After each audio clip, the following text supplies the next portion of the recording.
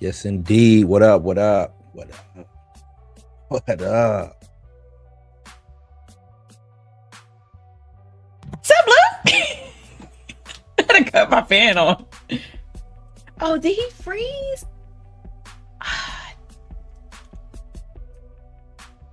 Oh, snap.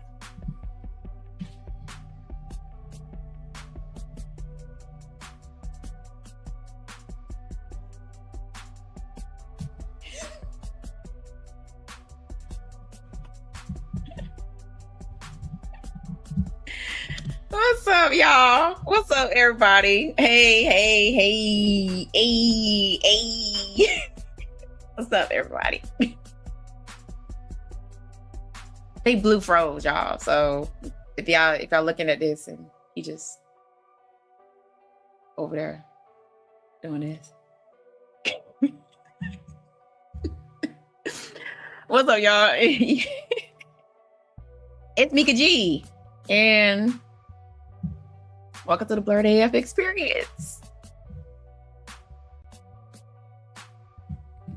I'm just the guest tonight. So he wanted to talk Michael, so we here. We're gonna talk Michael. What happened to your computer? I don't know. I'm rebooting my computer. Give me 1 second. I don't know what just happened. That's why.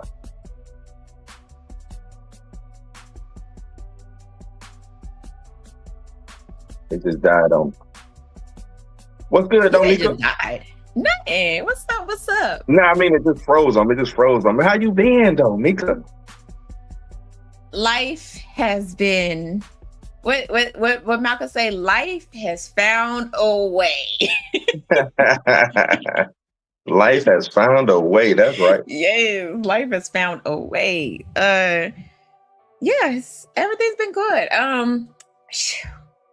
Cinematic Nightmares back on the map again. Back on the map. Yeah. So Where it's supposed to be at. It was never off the map. no, not yeah.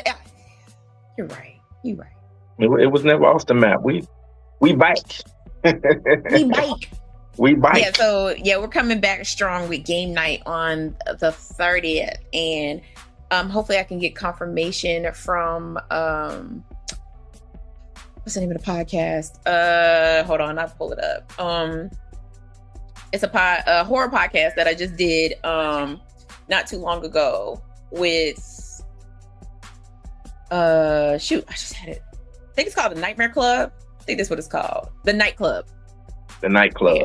Yeah, the Nightclub. And if y'all go and find them on Spotify, go find our episode because we talked about Demon Knight, and you already know. Demon Knight is my shit. And the crazy part about it is that none of them had ever seen Demon Knight before. They had never seen it? None of them had seen Demon Knight before. It was a first time watch for all of them. And I even got to do my monologue, my favorite monologue. How old are they? Probably like 30s. Dang, so okay, 30. One guy said that it was on his radar, like it was like in his, like he had been meaning to watch it, and then I ended up suggesting that we watch Demon Knight. But then like while we were on the show, I also told him, I was like, well, that the Tales from the Crypt movies is a trilogy. Yeah. And they was like, what? And I was like, yeah, like it started with Demon Knight, and then Bordello of Blood, and then Ritual. Mm-hmm. And so they was like, we've never seen Bordello of Blood. And I was like, I ain't coming back for that. No, they ain't seen nothing. Because Bordello of Blood is trash. And Ritual's even worse. But yeah, so I'm just waiting for confirmation for them. If they can't do it, then I'll have 5 seats available for game night. But of course, I'll put that out on my page and let everybody know that the seats are open for game night. But for right now, all the seats are taken because of those 5, and then I had 4 other people sign up. Okay. Welcome back. Welcome back. Welcome back. Welcome back. Uh-oh. Just gonna say you gotta turn it off. Yeah, hold on. My bad. Messing the stream all up, man. Get that out of here. We still talking. There we go. I'm on my DM. All right, I'm back, y'all. I'm back. Yeah. I'm back. I don't have my chain. Oh, wait, I do have my chain on. It ain't big. It ain't okay.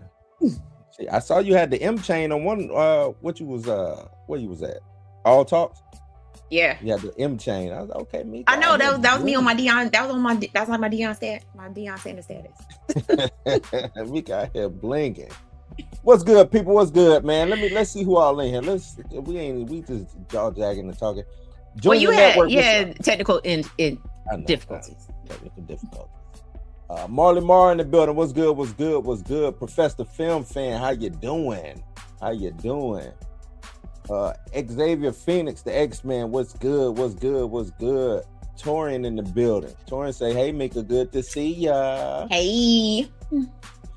So the Xavier say, "Good to see you, Mika. See, they love you, man."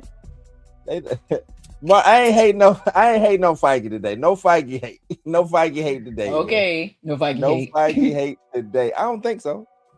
I might be able to incorporate some Feige hate, but not today. That's wild. I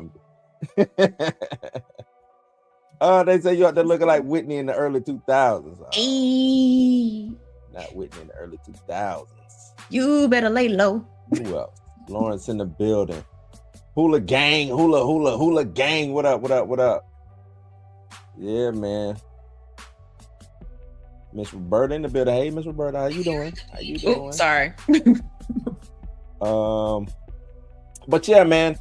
Today, I think Mika went through it a little bit. I wanted to. We got a nice little show for y'all today. Gonna start with some of these smaller topics, and then we're gonna get into the big topic, which I think everybody showed up for, which is talking about these allegations from back in the day, especially with the Leaving Neverland doc. I want to do kind of like a deep dive into that, Mika, if you are down, if you ready to get in on it, you know what I'm saying? Because I found a dope little article where they kind of debunked the whole Leaving Neverland situation. So yeah, man. Without further ado, let's push this button. What does this button do?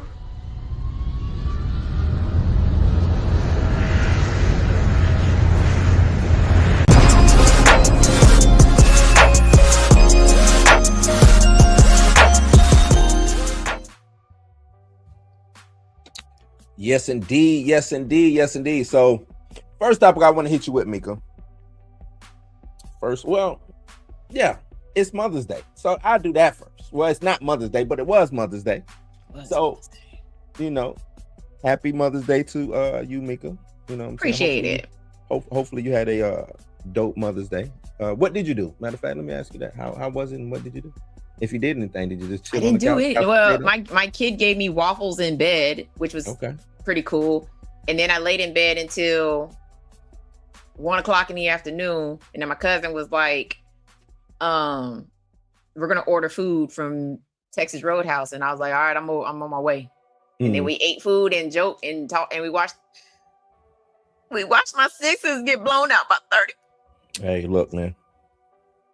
Hold on, I need a minute.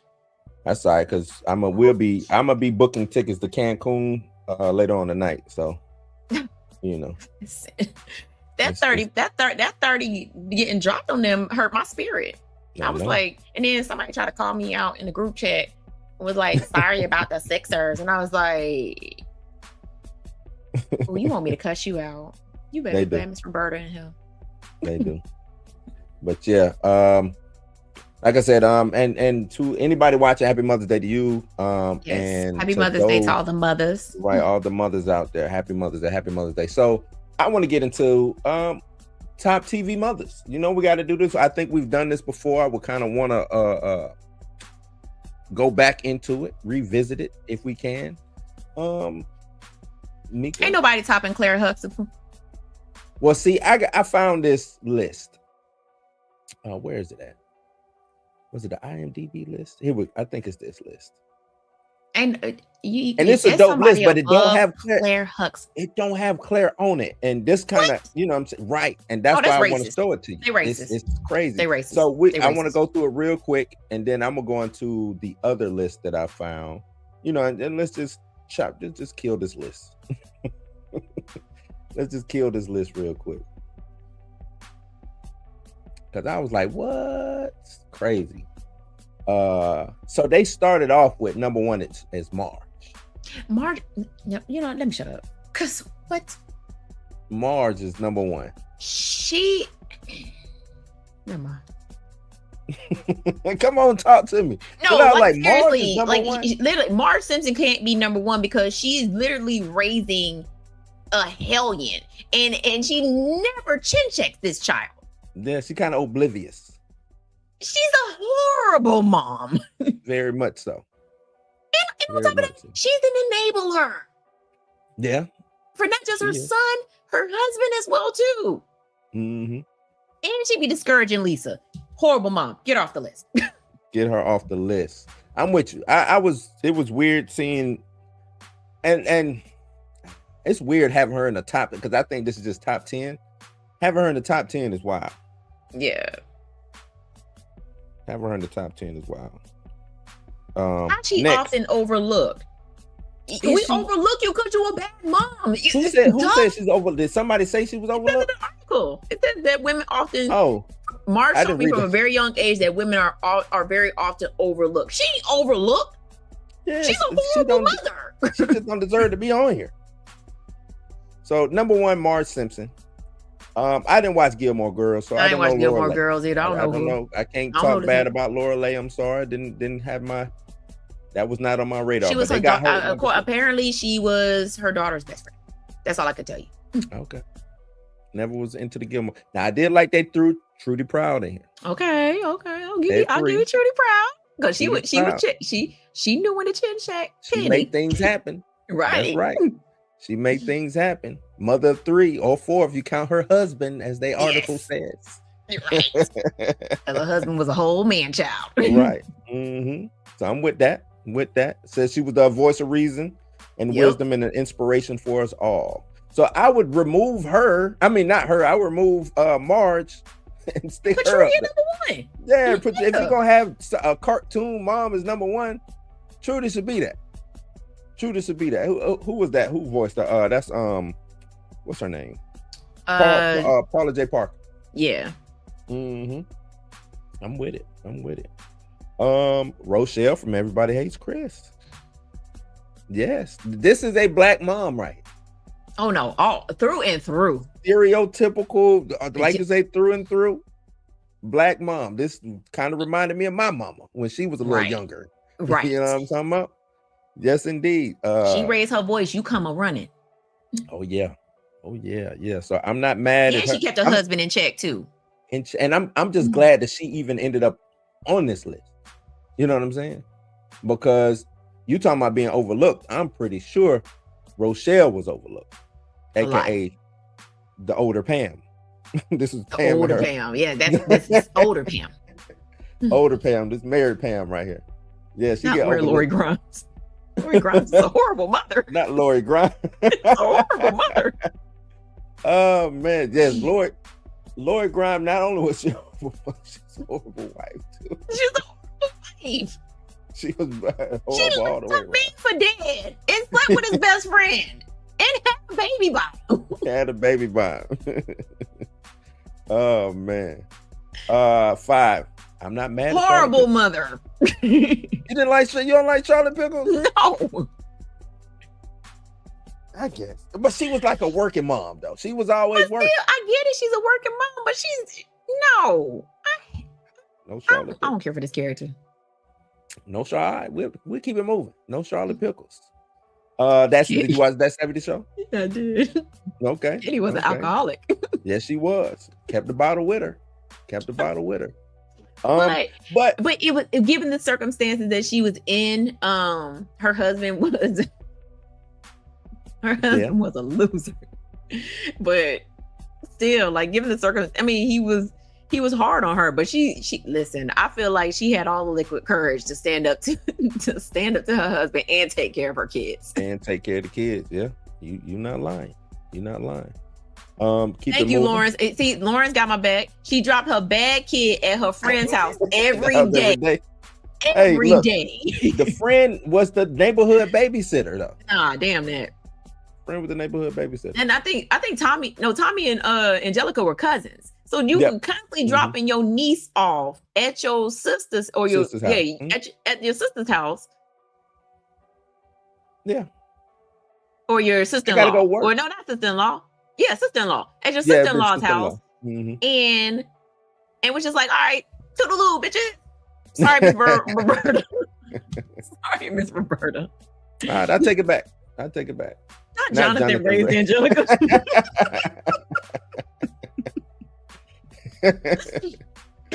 I did watch Daria.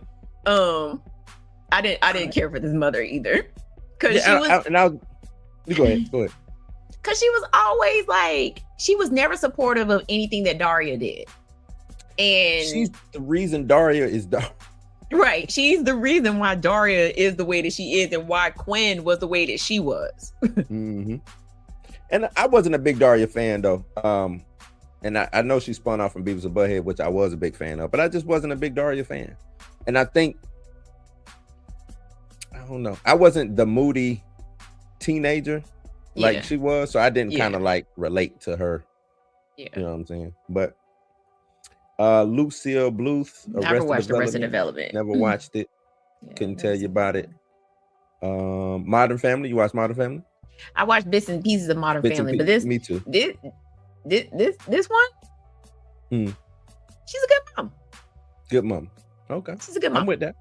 I said, I watch bits and pieces. She be on this list? Nah. TV, as far as TV moms, she shouldn't be on this list. Okay. There are better TV moms than her. This list might just be a little too modern. Come on now. I already know who made this list. It definitely wasn't a millennial. Yeah, right. It was not a millennial. A millennial didn't make this list. Because you put Linda from Bob's Burgers on the list.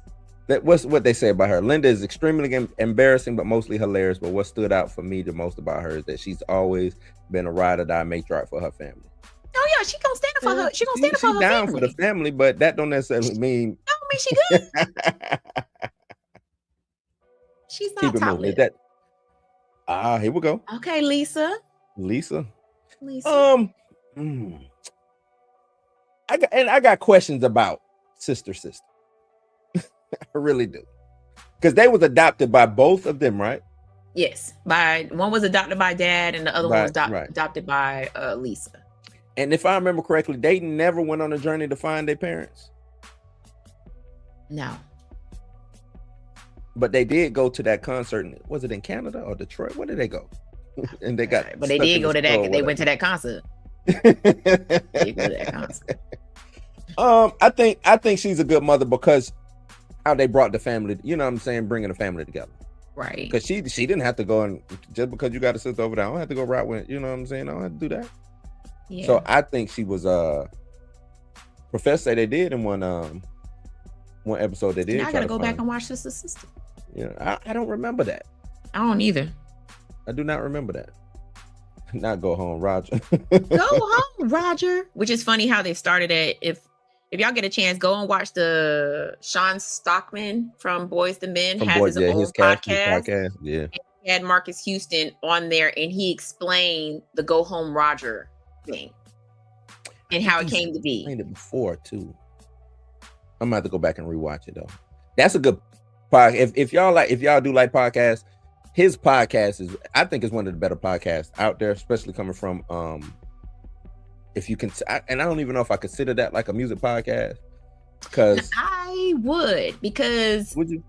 Because the people that he has on the show. Like he had the lead singer from the Jets. With the Jets is they my jam, and they all like everybody that he's had on there. They just finished the tour with New Edition. With the new edition, and so he had Bell Biv. He separated all of them. So he had Ralph Tresvant, and then he had BBD together, and I'm pretty sure he's gonna end up having like Johnny Gill and then the rest, and the rest of them on there. But I Ralph Tresvant was a good. He did Ralph Tresvant. That was a good. Yes, that was, and I like the what's his name?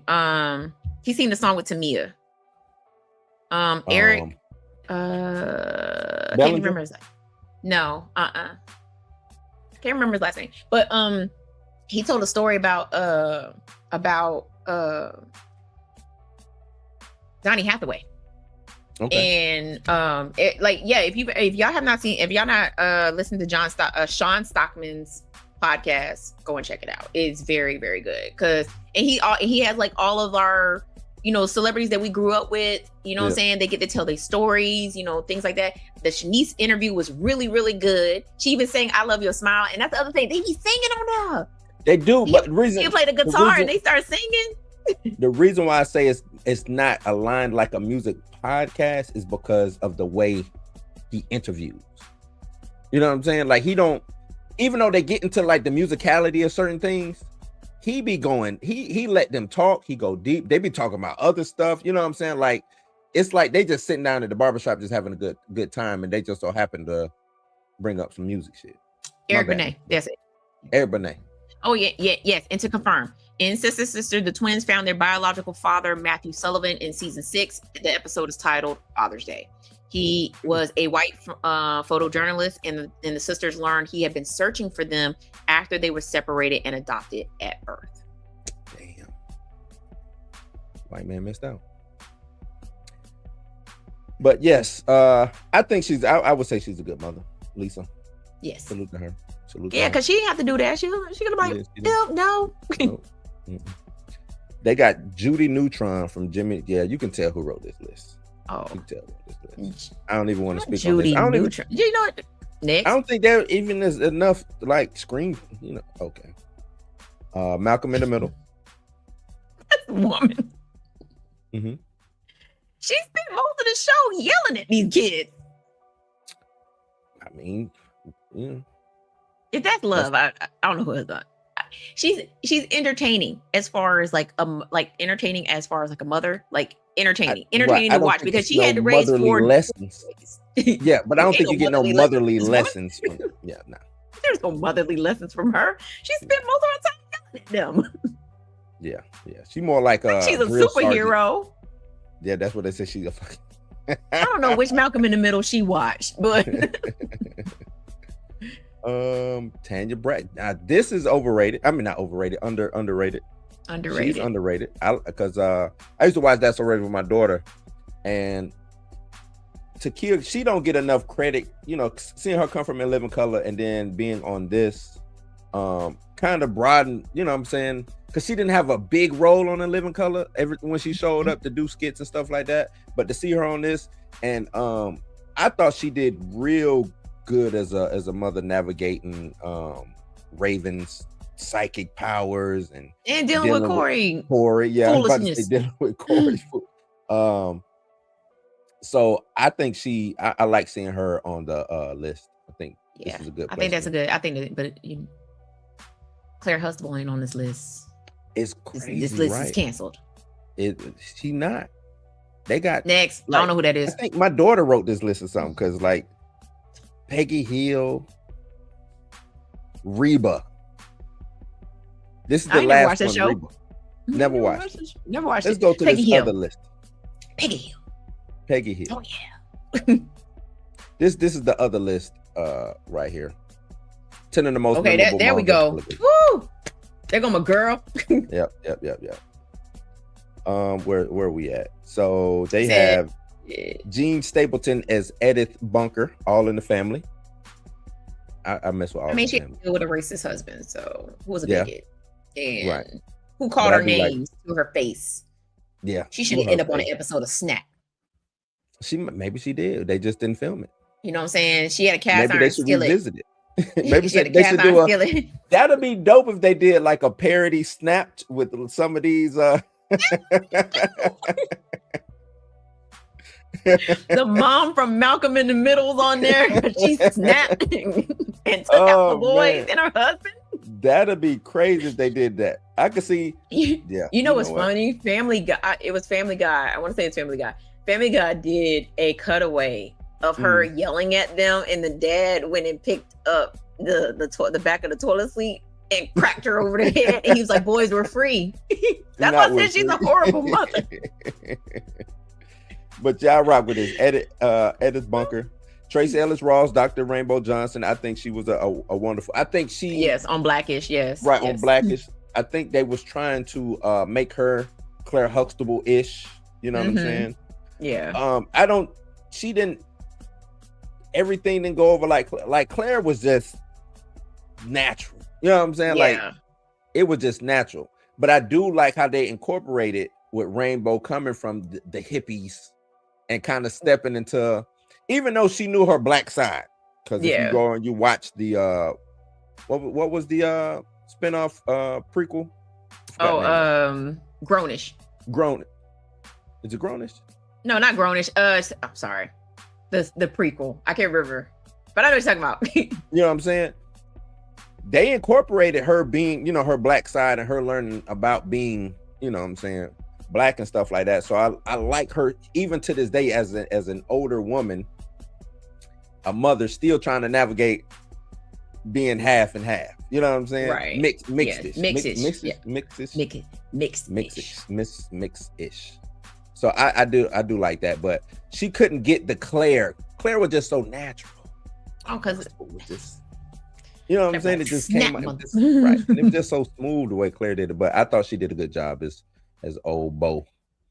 Florence Henderson, Carol Brady. Always gonna be on the list. Always gonna be. Always gonna be on the list. Always. Because she was always listen. It didn't matter what them kids did. There was a lesson to be learned, and somebody was gonna get that talking to from either her or Mike. Yep. Didn't care what them kids broke Jan nose. Oh, my nose. They broke her nose. And instead of getting all mad, they lectured him. Yep. Now you know. Throwing the football. But we was outside. And the crazy, and it's so dope that it plays right into that 60s, 70s time frame. Like that was that. You know what I'm saying? That was that time frame. That's crazy. And she had to raise 3 babies that was not hers. That's right. Because they were a blended family. You're right. Felicia Rashad. Claire Huxtable, Cosby Show. And I'm gonna read her blurb. Claire not only worked a full-time job as a lawyer, but she also raised 5 well-adjusted kids, and there was never a nanny in sight. She's been called a feminist hero, and the character has been credited with changing the ways in which Black women and working mothers were portrayed on TV. She suffered no fools, but cared deeply about her family. Especially when that concert. Everybody get in trouble going to the concert. That concert. Oh, you want to go to DC? You're in Baltimore.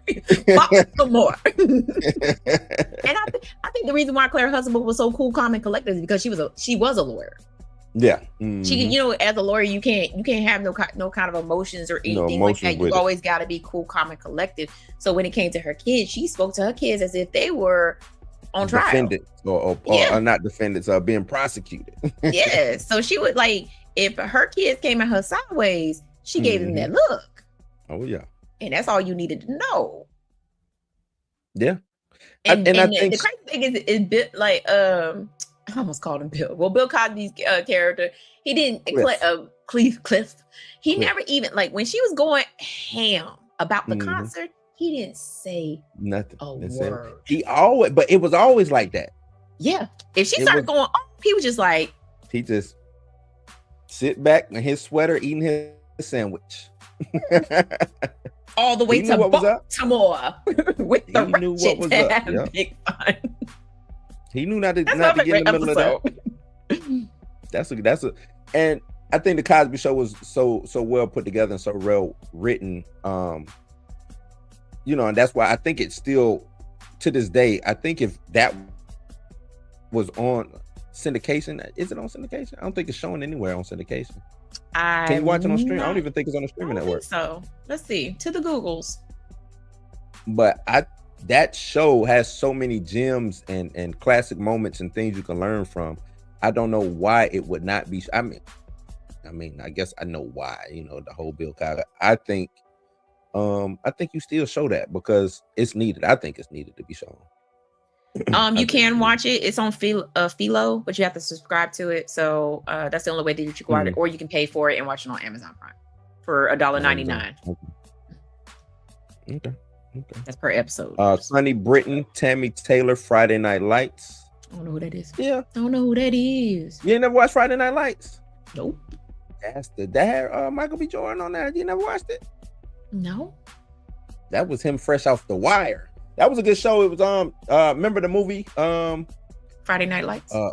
Yeah, the movie Friday. It was just a TV show version of it. Yeah. It was good. Connie Britton is who is I'm trying to think what you would know her from. You ever watch 911? Nope. You never watched 911 either? No. I don't watch TV. I'm just trying to think of something that maybe she was in. Was she in a movie? She was in a movie. I just can't think. She was in a. I know who Connie Britton is. I just pulled her up. She was in American Horror Story. American Horror Story. Yeah, I was just about to say that. Yeah.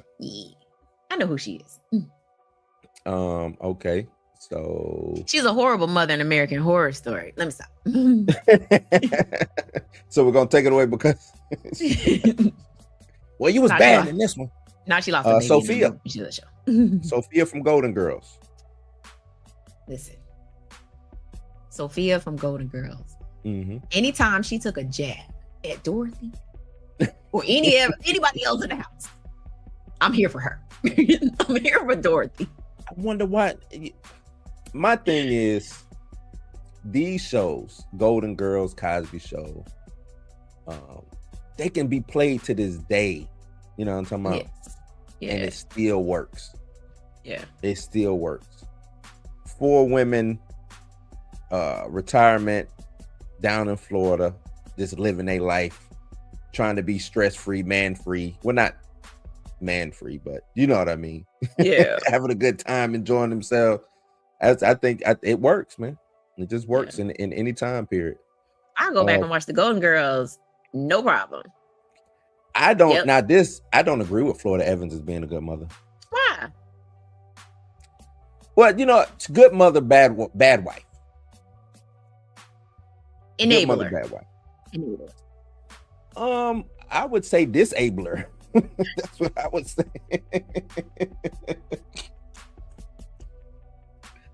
I would say disabler. Listen, she had to deal with raising Kid Dynamite. True. Dynamite. She had a level-headed daughter and a level-headed son. But then she had that one. Oh, Michael. No, I'm saying. Oh, who you talking about? Mike is the level-headed son, even though he was down with the movement. Well, I guess Mike was level-headed. Yeah, I guess so. Then you had the one, because there's always one out of the 3. Yeah. That just goes off. About, yeah. Okay. JJ. Mm-hmm. But yeah, why do you think that she's not a good mother? So, but like I said, good mother. Horrible. Just every time James was trying to get ahead. Every time. She destroyed it. I think James, and you know what? I don't even think James is dead. I think James lied. You think James? I think because he went on that job. He went to go do that job and faked his death. And faked his death. That's what I believe. I believe James said, "I'm finna go do this job and dip down. I'm going." That's what I believe. Oh, Lord. I can't. He was like, damn, every time I got something good going, here she comes. That's what I believe. I could be wrong, but that's what I believe. See, even Marlon Marl say Jane didn't die, he faked his death. I'm trying to tell you, that's what happened. That's wild. That's wild. That is wild. That's what I believe. That is what I believe. Who's next? She said, "Who's next?" That's just what I believe, man.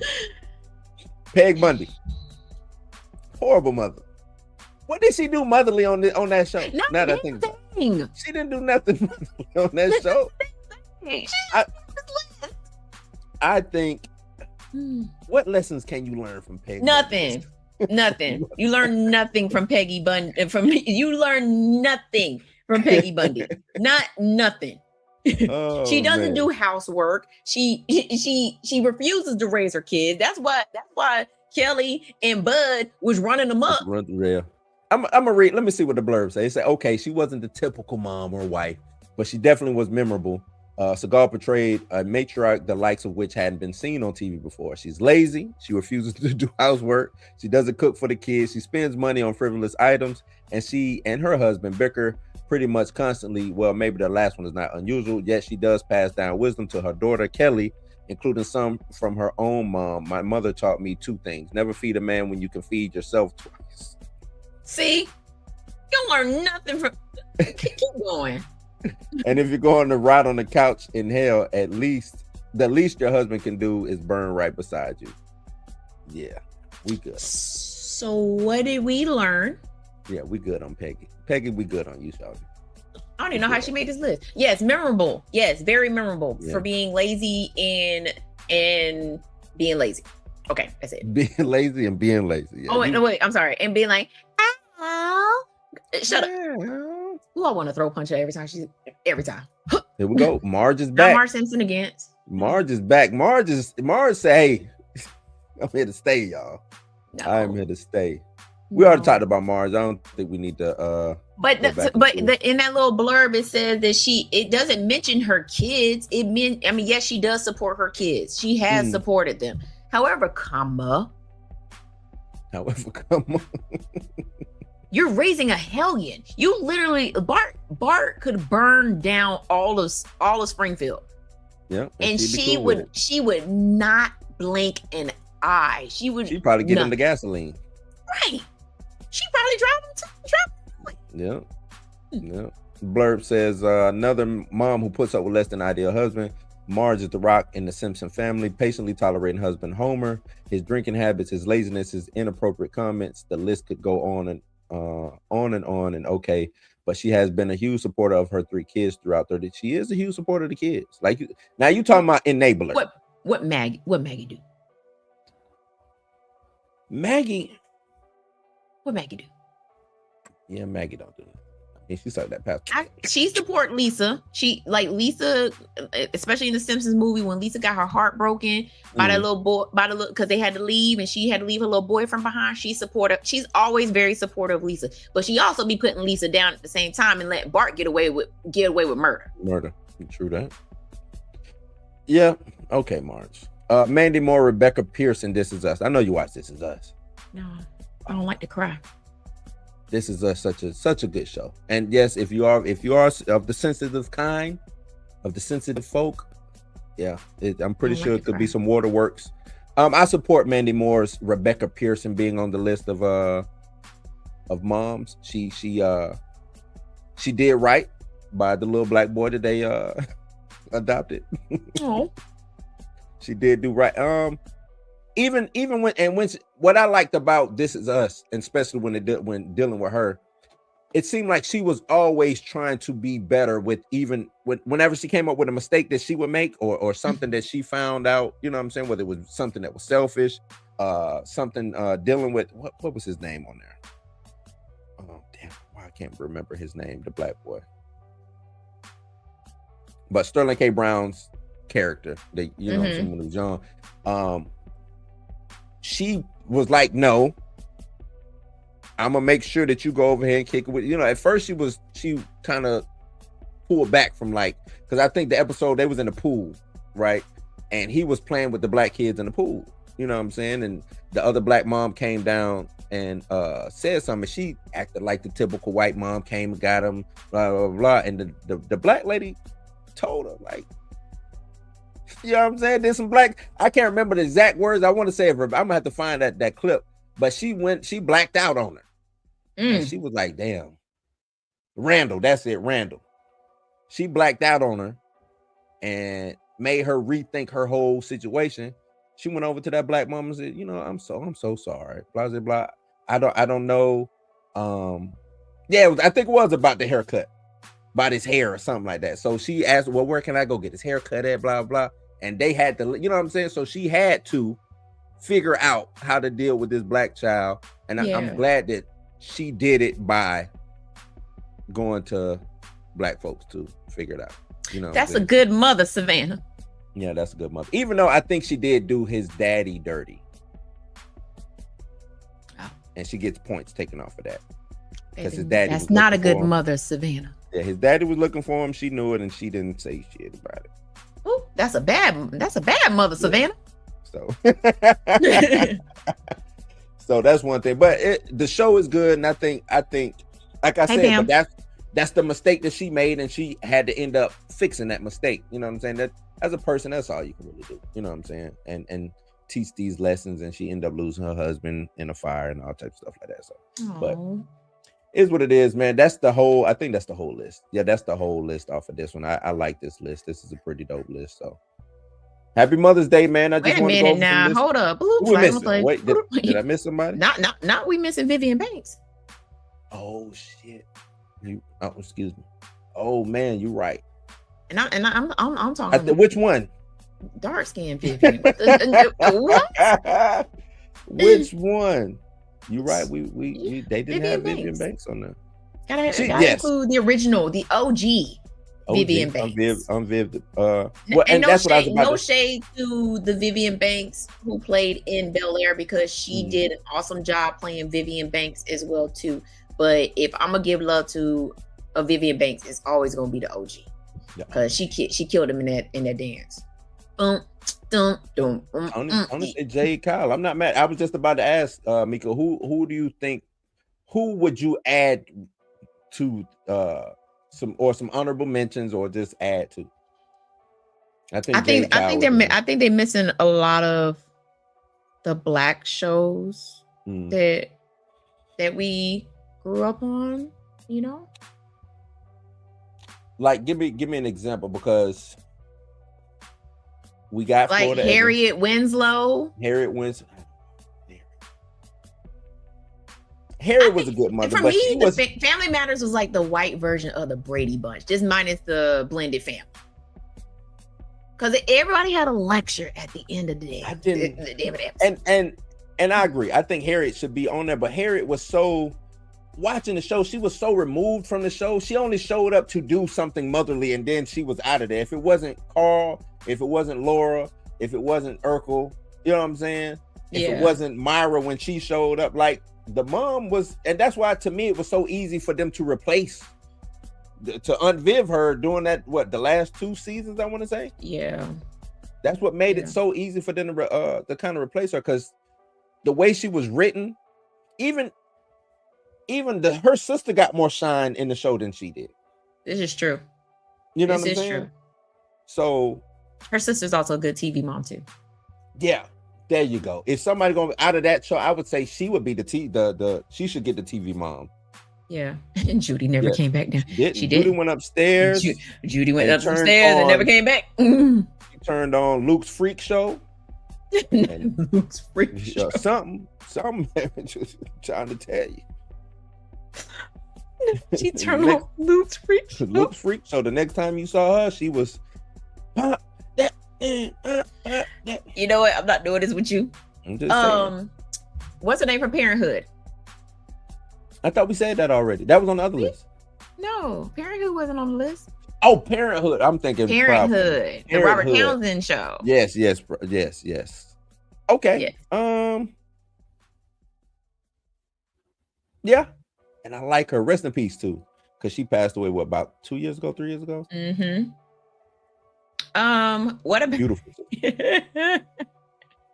What's that? What about Nikki Parker? Nikki Parker is she's that best friend mom that actually did a good job at being the best friend mom.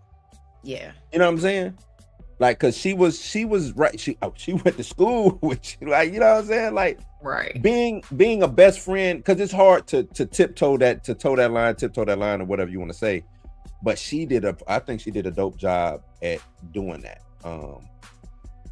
Yeah, I say that she did a good job at doing that. So I'll give her that. Yeah. And then stepmom from Moesha.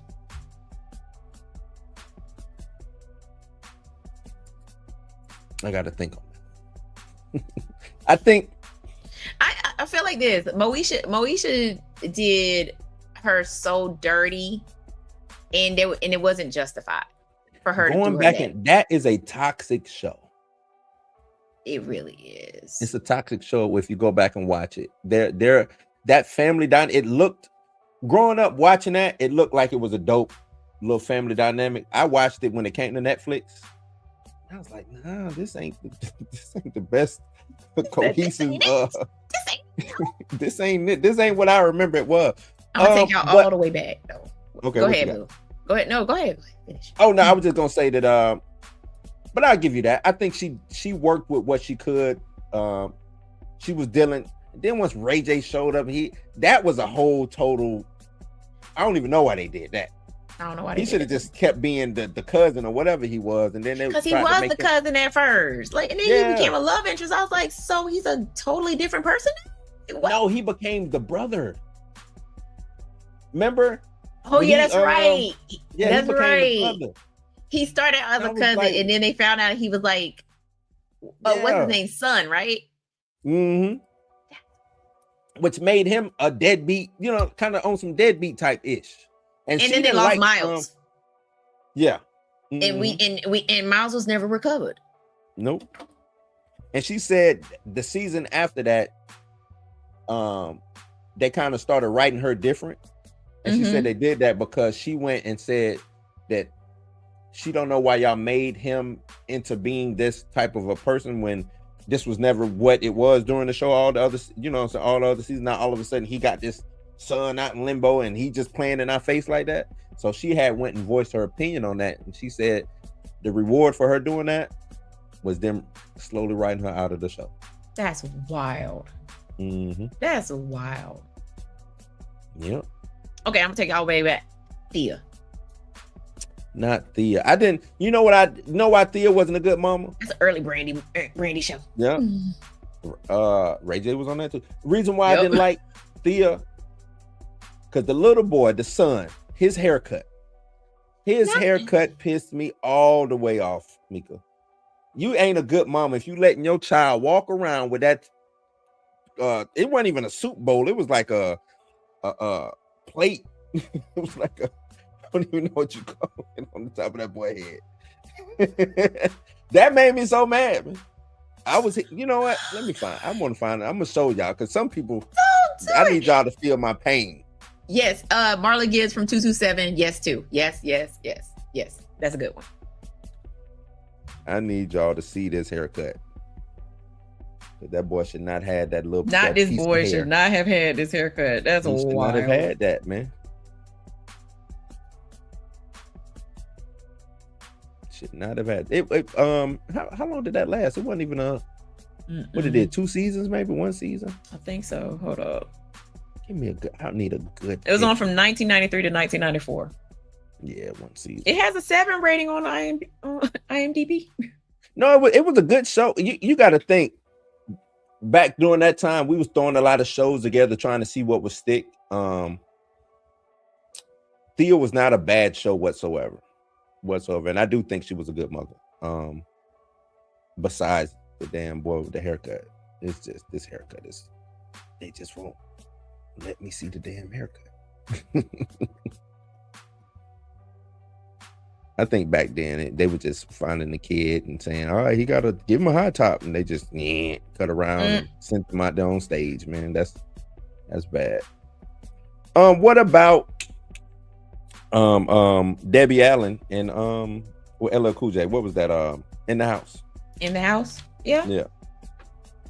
I think, well, I don't know, because she got left them kids with this strange man. I don't know. Do we trust that? I know it turned out to be for the better, and then Carlton showed up. I don't know. I have to go back and watch these shows. Hindsight, I don't know. Maybe that ain't the. Well, she was at first when they did do that whole moving in with LL Cool J thing, or he came. I forgot how that even happened. She was very protective of, you know what I'm saying, him, or of them being around him. So I give that. But then at the same time, we don't know LL Cool J like that. Right. Debbie. You moving a stranger in the house. Right.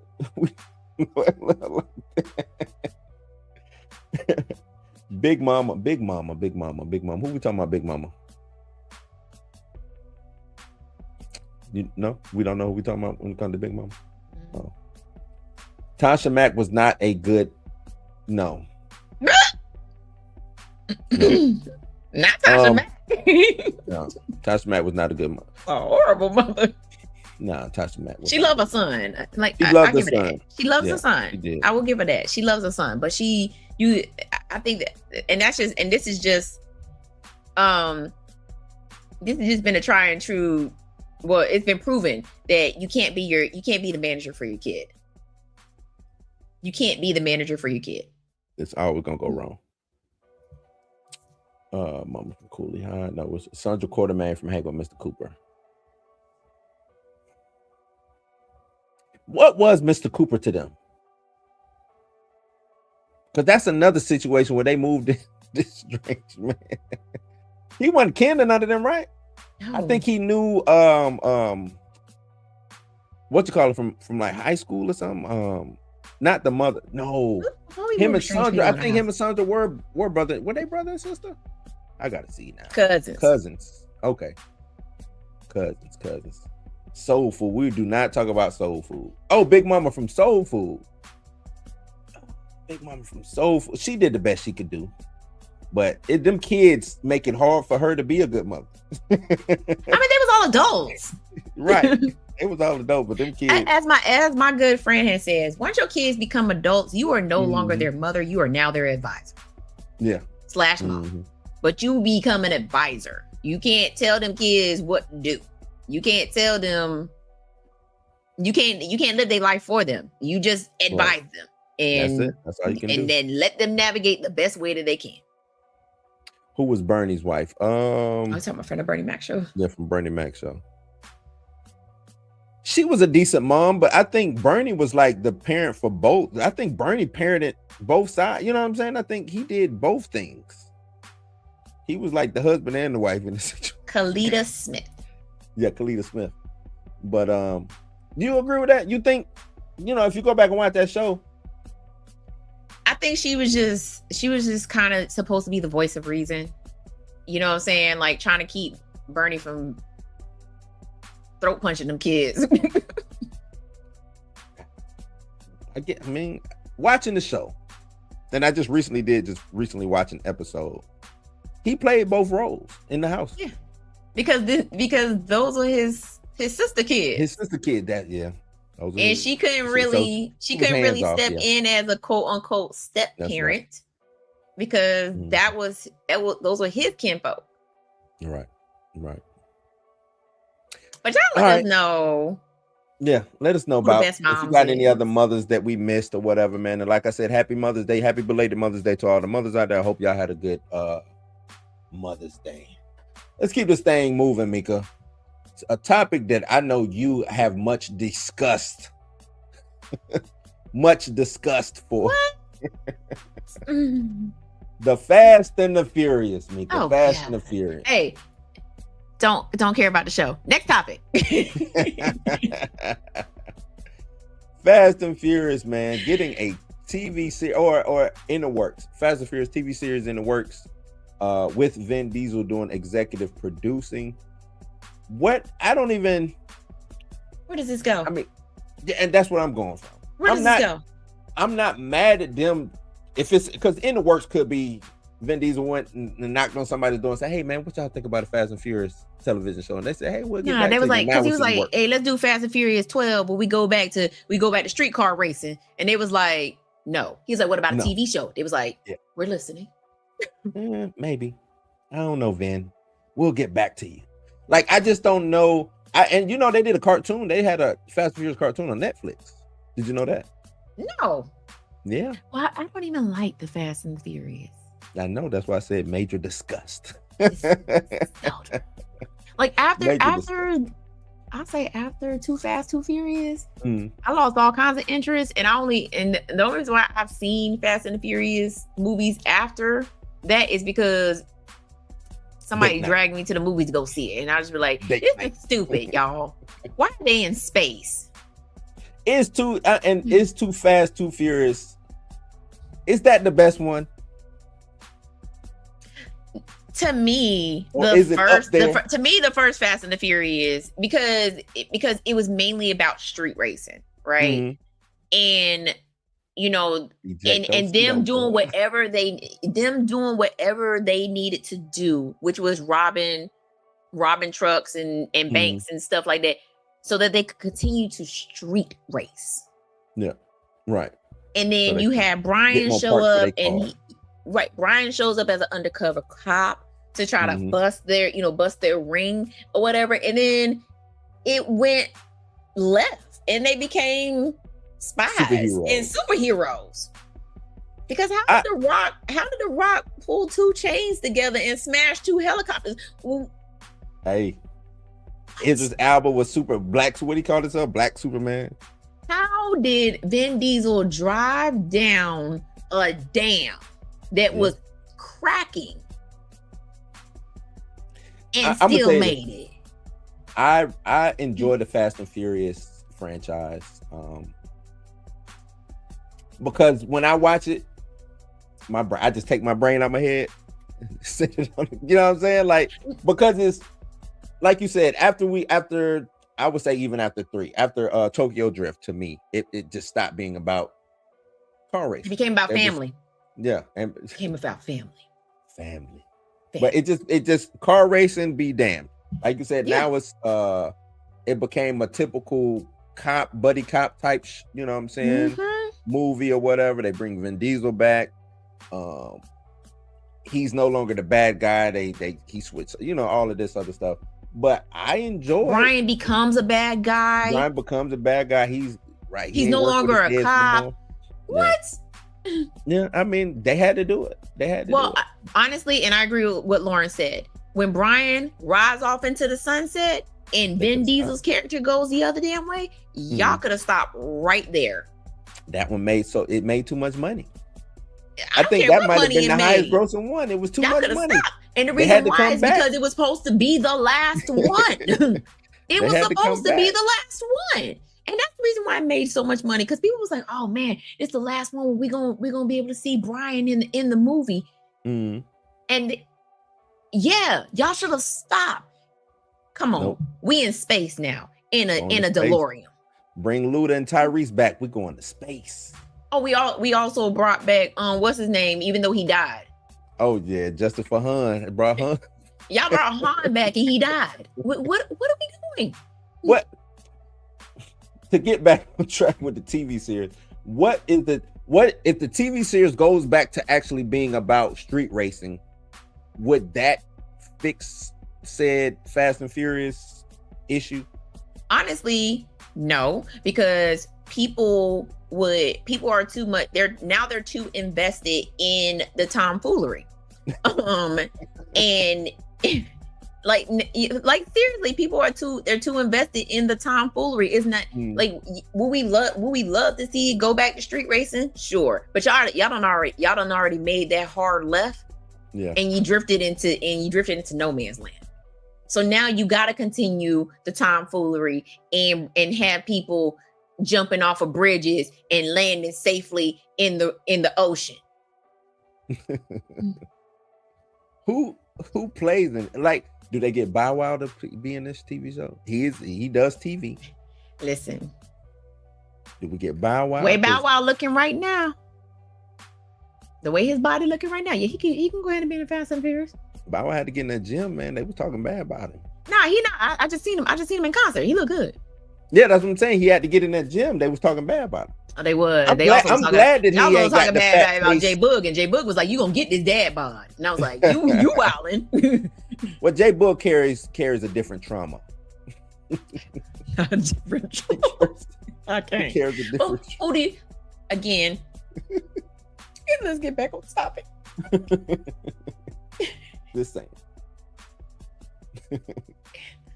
And yes, perfect. Exactly. The silly stuff made them more money. It did. Agreed. I agree. So no, they can't go back to street racing with the Fast and the Furious. Now they brought it Brought back with the Dragon Balls. That's wild. But you can't go back to street racing because we don't know y'all as street racers anymore. We know y'all. I mean, unless this is a prequel to the Fast and the Furious. Okay.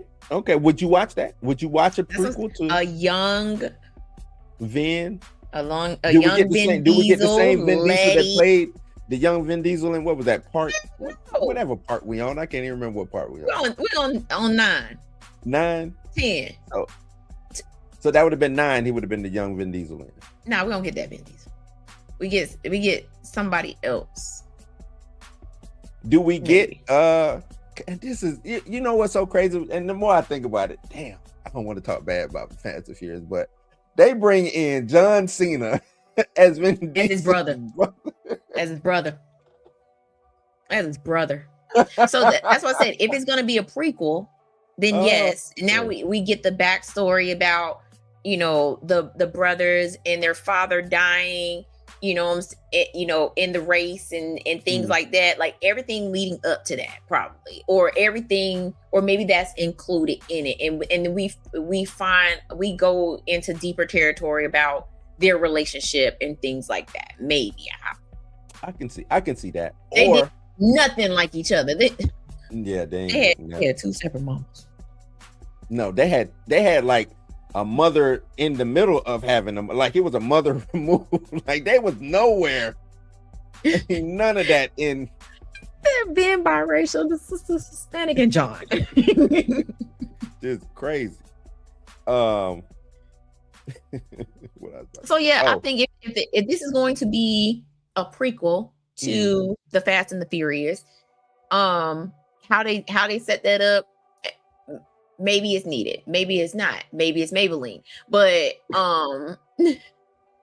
don't go forward. Don't go forward with what y'all doing right now. See, I was about to say the opposite, Mika. I think you go balls to the wall, pedal to the metal.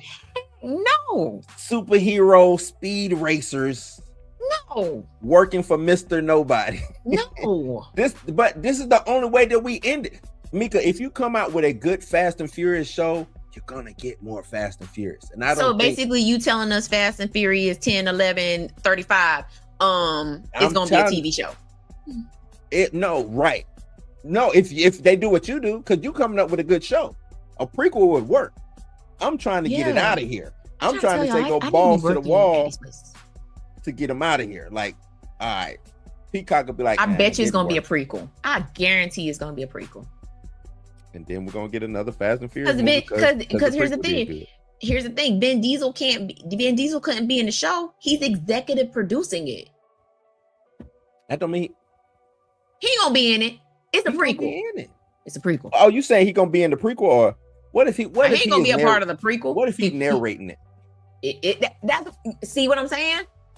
I don't. It's always been about family. Let me take you back to the beginning.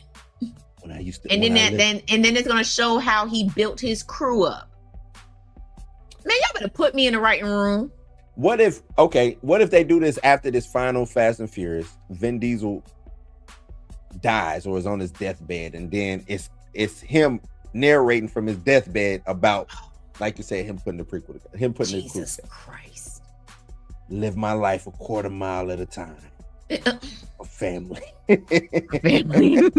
I can't even do my Vin Diesel voice. We got a super chat. Oh man, Buck says after Fast 5 went all downhill, now they're flying cars in space. In space. In space. I mean, where else would you fly a car at? You can't fly a damn car in space. They would have died. Where else we fly? They would have died. They would have died before they even made it to space. How did they sealed it up with duct tape, didn't they? To get Yes. They would have died. They would have died as soon man. as the rocket let them go. They would have died. None of them was. Hey, well, I don't know, because they've been racing cars ain't giving you that much of a G-force, but you know what, man? Let me get you. What do we give him, Nika? You can just hit him with the body roll. Hit him with a body roll. All right, body roll. Super chat body roll. Because I really don't have to. I'm trying to end. As much as I like Fast and Furious, I'm trying to end it. I'm trying to get to a closing point. Stop. So Vin Diesel can go on and make another This ain't Riddick finna end. This ain't ended. You know that, right? And we're gonna have a Fast and Furious 99. They're not gonna end it, Mika. They're not gonna end this. I'm trying to get the fans to be mad. Nah. Mm-mm. You trying to get the fans to, I'm back on board. This prequel looks good. That's what I'm saying. We're gonna get a prequel, and then that's gonna end up. That prequel is gonna lead to about 5 more Fast and the Furious movies because we gotta follow them now. Now that we got a prequel. Gotta get them out there. That's crazy. But salute to this. I think nostalgia, like I said, nostalgia is whipping our ass. This is another play of nostalgia. Fast and Furious came out 25 years ago. That's wild. 25 years ago. I went to the movies to see. I was fresh. Matter of fact, fresh out of boot camp. I wanted to go see it. I was still in Chicago. Did I go see Fast and the Furious in theaters? I had to. Yeah, I want to go see it. I think I had my blues on because I ain't had no clothes. 2001. I probably. No, I had my whites I was on. I was probably in Colorado when this movie came out. Had my whites on. No, I think it was my blue. I think we had to wear our blues, our Cracker Jacks. Went to go see that shit. Yeah. 25 years ago, Mika. And Fast in the kindergarten. Okay. The kids and kids, Fast and Furious 4. Right. For family. For family. For They're family. not stopping. They're not stopping, man. Han needs his own show. But that's the thing. What do you with a Fast and Furious show? Because I'm trying to get up out of here, but they bring up a good topic to kind of wrap it up on. Who plays in this? And do you? I know you said prequel, but if they don't do a prequel, do you give Tyrese a show or do you give Han a show? Who leads this cast? No, or is it an all new cast? I'm saying if it's not a prequel, if it's not a prequel, then you have to bring the cast from the movies into the show. That's why I don't think they're gonna do that. They're not gonna. I feel like this is going to be a prequel, and almost to the point where it's going to be a prequel where we are going to be watching Vin Diesel's life and Brian's life, because you got to remember, if you watch Brian? Well, young Brian, like a younger Brian, you know what I'm saying? So in Too Fast, Too Furious, Brian and Tyrese's character knew each other. Right. They grew up with each other. They was cripping together. Right. So I feel like if we're gonna get a prequel, we gonna get parallel lives of Brian O'Connell. We'll get Brian, and then we'll also get Vin Diesel character and how his gang comes together, how they get into street racing and all of that. And then maybe Brian and Tyrese's character were also doing street racing at the time. And then at some point, maybe these two cross paths. And then because there's a reason why Brian is interested in this character in the first Fast and the Furious. Yeah. But they don't really get into it. But you're right. It is a reason why he took that. I always thought maybe it was because he just wanted to race cars and shit. I can get a bad guy while I'm racing cars. I thought that's what it was, but I do like your angle. Like in the prequel, and then this is in Vin Diesel's head. In the prequel, Brian and Vin Diesel's character had beef back in the day. He took Brian's car and all that good stuff and whatnot. And go ahead and put me in the booth. We'll put you in there. D Stizzle, what up? He said, I gave up after Fast Five. The I people came to Police Academy of Street Races, not police. They didn't even street race no more. Yeah, it's just the Police They Academy. stopped street racing. Whatever they do. They went up against They were just driving fast cars. warlord. They drove through the slums of Brazil. Brazil, the favelas. Like Like what haven't they crashing been? into people's houses. Yeah, tearing them up too. Racing on snow. They went up against a damn submarine, Yeah. a big ass bomber, B-2 bomber, I think it was. Yeah, I don't know. Y'all let us know in the comments down below It's gonna be a prequel. what y'all think about Vin Diesel trying to get a TV show going with Fast and the Furious. For family. For family. All right, For speaking of family, Michael Jackson kicking ass Michael is kicking ass in the box office. I think it's at 550. It might be 600. I think It might be more than that now. So it was 600. They about to put that mug back in IMAX. Back in IMAX. And we had our predictions before the movie came out. Some people was kind of talking a little greasy in some chats and saying, Michael won't see this or Michael won't be that. And it seems like the people who didn't know Michael, hopefully y'all are learning in real time how Michael gets down. Like Facts. Me and Darius was having a conversation, I think it was the week before last. We was educating Chill a little bit, but it's Jesus, Michael Jackson, and then it's like a big ass gap. Like huge ass, like you can take the Mount Everest and fit it through that big ass gap of the next famous person. You know what I'm saying? That's what it is. Japan hasn't opened yet, and when Japan opened, it's definitely it's another Asian country. I want to say it's Korea. I want to say Japan and Korea haven't opened yet. Yeah, I think. Not sure when they get it. Yeah, I think those two haven't opened yet. That's gonna moonwalk right on into the Billy, like Lawrence just said. Yeah. So I'm glad people are learning about Michael Jackson. I'm having a good time seeing stuff that I knew, but then kind of getting a new feeling seeing some of this stuff, and then even finding out new stuff. Like the whole, I had seen the whole Brad thing before, but it's like it's more funny now for some reason. You know what I'm saying? Like, because it's different videos on different shows. Like I only saw that one, I think the one where he's singing, he say what'd he say? Brad's gone. Yeah, I seen that one. But then it was other ones, I guess before that one, he was telling Brad. Yeah, he would tell Brad, it's a breakdown. And Brad is back there just those videos I think Brad was high. Just grooving to the music, grooving. Brad, it's a breakdown. I just can't stop loving you. And one of the background things is like, hey, Brad, wake your ass. Hey, man. Brad, wake your ass up.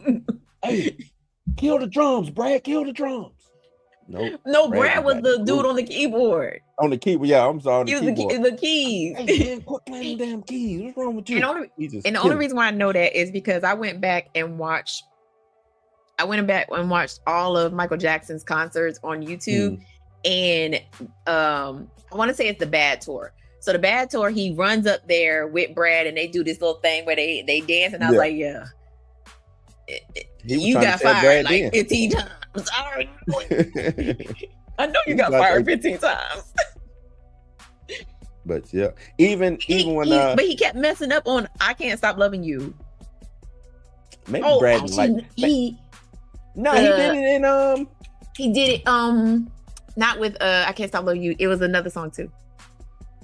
What's the name of the song? Hold on. Like I'm visualizing it, but I just can't think of what it is right now. The Wembley Stadium, yes, that I watched that one. That's when the Princess Diana was there. He did. That's the first time I ever. That's the first time I ever seen him perform "Dirty Diana" live, like in concert. And he also did. He also did "Rock with You," and I was like, "What?" Yeah. I had a lot, and then I went and watched the Victory Tour. Which, if y'all never watched the Victory Tour, that is wild. No, yeah. I got the opening to the Victory Tour. The my pops, yeah, my pops had it on VHS. And I grew up, so I would watch it. I watched that, and Prince had this. I don't know what damn tour that was, but I thought, to me, that Prince tour, whatever the hell my pops had, VHS, whatever that tour was, I want to say it was it wasn't 1990. It had to have been Was it Sign of the Times? Sign of the Times. That's what it was. Yep. Oh yeah, that's when he was. Yeah, man. He was dipping acid at that point. Man, but that show was so, the lasers and that was a dope ass show. No, and I used to watch the opening that to the lot. Victory Tour. I was like, what crack was they smoking? Oh yeah, no, I don't think it was crack. I think they was on them Quaaludes and stuff like that. Listen, it opened up with Monsters and a Night and pulling the stone from the sword from the stone, and I was like, what does this got to do with anything? And it ended up being Randy, and I was like, wait a minute now. But even watching him do the when he moonwalked and was like, hey man, y'all got to clean this shit up. I ain't moonwalking right. Yeah, he ran out there. He was like, he did that move like this. He was like, and the dude was like, oh, dude just ran out there. He's like, I saw what happened with Brad. Hold on now, let me. I love seeing stuff like that, man. What I don't like seeing is some people coming in with bringing up the allegations. I block them every time. Yeah, I don't like every time I see it in the chat. I'm not chat, but like on Instagram, where people like, oh, he like touching little boy, block. Yeah, because this man was proven innocent. It was, but some, and I had right before I blocked, I had a chin checker. This one girl was like, well, why would he settle? Why would he? I said, see, that's what's wrong with y'all. Y'all stupid. Y'all don't do your research. You don't go and look things up. You just going based off how you feeling. And the reason why and it wasn't him that settled, because he didn't want to settle. No, he was like, no, let's go to court because I can prove that I did not do this. It was the insurance company that settled because he was doing the Dangerous tour at the time. Right.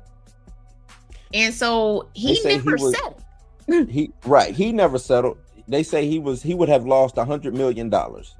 They said, hey, you can pay 15 to 20 mil, or you can lose 100 mil because you won't go on tour because you'll be fighting. Because remember, it was a civil case and it was going to be a criminal case. Right. And this is before you could file the civil case before the criminal case at this time, during that time. And so he was like, he also came back and said, he was like, I don't care about losing money. Michael was rich. Right. But the insurance cared about losing. The insurance company wasn't rich. But he came back and said he hate that he did that. He did come back and say that he hated. He said that was the worst thing in the world. This article I found coming from Medium, it's written by Diana Michaels. Says leaving Neverland debunked in 10 minutes or less. And they kind of get into stuff. Oh yeah, and Oprah, you ain't. Yeah, she. Never mind, because I was about to cuss. Sorry, Miss Roberta, I ain't gonna cuss. Yeah, I know, right? But Oprah, you can. Yeah, no, she. That's it. Said because if you watch the 4-hour special and an Oprah interview, you deserve the other side of the story without getting too much more of your time wasted. There's a lot of info out there that will give you a headache to sort through. So I suffered the headache for you and made a concise list of what I believe is the most pertinent information. I provide links and videos, though, in case you have more than 10 minutes and want to verify these claims. And no, this is absolutely not about discrediting abuse survivors. This is about Robson, Safechuck, and a dead man who cannot defend himself against new allegations. So she goes on and says, all right, let's go. Number one, the law does not protect the dead from defamation. She's basically saying that just because Michael Jackson has passed away doesn't mean that defamation cannot be alleged against him, I'm guessing, or you even though he's passed, you can't defame him even in his past. Exactly. Number 2, Michael Jackson. What'd you say? I said exactly. Oh, okay. Said number 2, Michael Jackson, outside of his knowledge, was thoroughly investigated by the FBI, including during years coinciding with the alleged abuse described in this documentary. Furthermore, Neverland was randomly searched from top to bottom, and he was investigated by CPS. No evidence of wrongdoing was ever found. And I'm gonna play this video. I know it says not available right here, but I'm gonna play this video real quick. It's 6 minutes. Do you mind playing this? Because this was back then. This is a video then back then. So I'm gonna play this real quick. Michael Jackson was one of the most famous people on the planet. It turns out he was also the target of intensive FBI scrutiny. Local police were so concerned about the media circus surrounding the 2005 Michael Jackson's child molestation trial, they asked the FBI to assess whether it was a soft target for terrorism. It was just one of the revelations from newly released FBI files that portray the King of Pop as potential criminal and potential victim. We learned today that as early as 1993, there were allegations that Jackson made sexually charged phone calls with a boy in London. And we discovered the FBI was more deeply involved in that highly publicized 2005 sexual abuse trial than we ever knew. Certainly, there's a very high motivation to help when there are potential children victims involved. James Clemente was one of the FBI agents brought in to assist in the Jackson investigation. We have the international and interstate capabilities to do investigations that local law enforcement and local DAs don't have. We also have the forensic capabilities. FBI forensic scientists pored over Jackson's computers looking for evidence of child pornography, and agents helped with interview strategies for a victim who alleged that Jackson abused him in 1993. None of it ultimately mattered. Jackson. So I think that was Jordan Chandler. You know, they couldn't. That was Jordan Chandler. Yeah, that was Jordan Chandler. He can't be shown. They can't talk about it. I don't even think they could say his name or anything like that as per the agreement. He's just victim. Just victim. So, was acquitted. But why would the FBI have a 300? Let me run that back. I want people to hear what they said about him. Mattered. Jackson was acquitted. But Jackson was acquitted. I want people to hear that. Page file on Jackson. Turns out many celebrities routinely end up finding themselves under FBI scrutiny. There are FBI files on Marilyn Monroe, Frank Sinatra, Martin Luther King, even former Supreme Court Justice William Rehnquist. Many involve threats. The new FBI files detail how Michael Jackson received death threats from a man obsessed with his famous sister, Janet. In a series of bizarre letters, which included threats against President George Herbert Walker Bush, Frank Paul Jones writes he'd commit mass murder at a Michael Jackson concert, if necessary, in an attempt to murder Michael. Jones was eventually arrested outside the home of Jackson's parents. Good Lord! Jackson brought many people so much joy, but in his case, clearly fame had a darker side.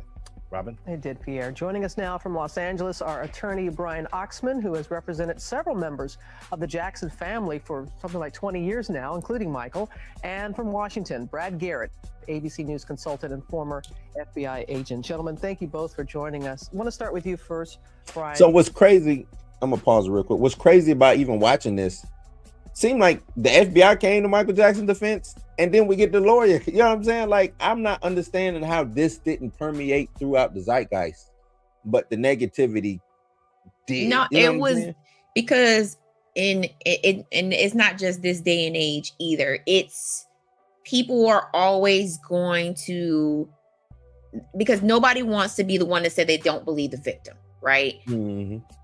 But even with all of the evidence, all of the truth that's even in their face, it's most of the time it's because they had a hatred for Michael. They have a hatred for Michael Jackson, and you know they don't understand how this black man became the most famous and most popular person in the world, and then so they're just gonna hate just to hate. You know what I'm saying?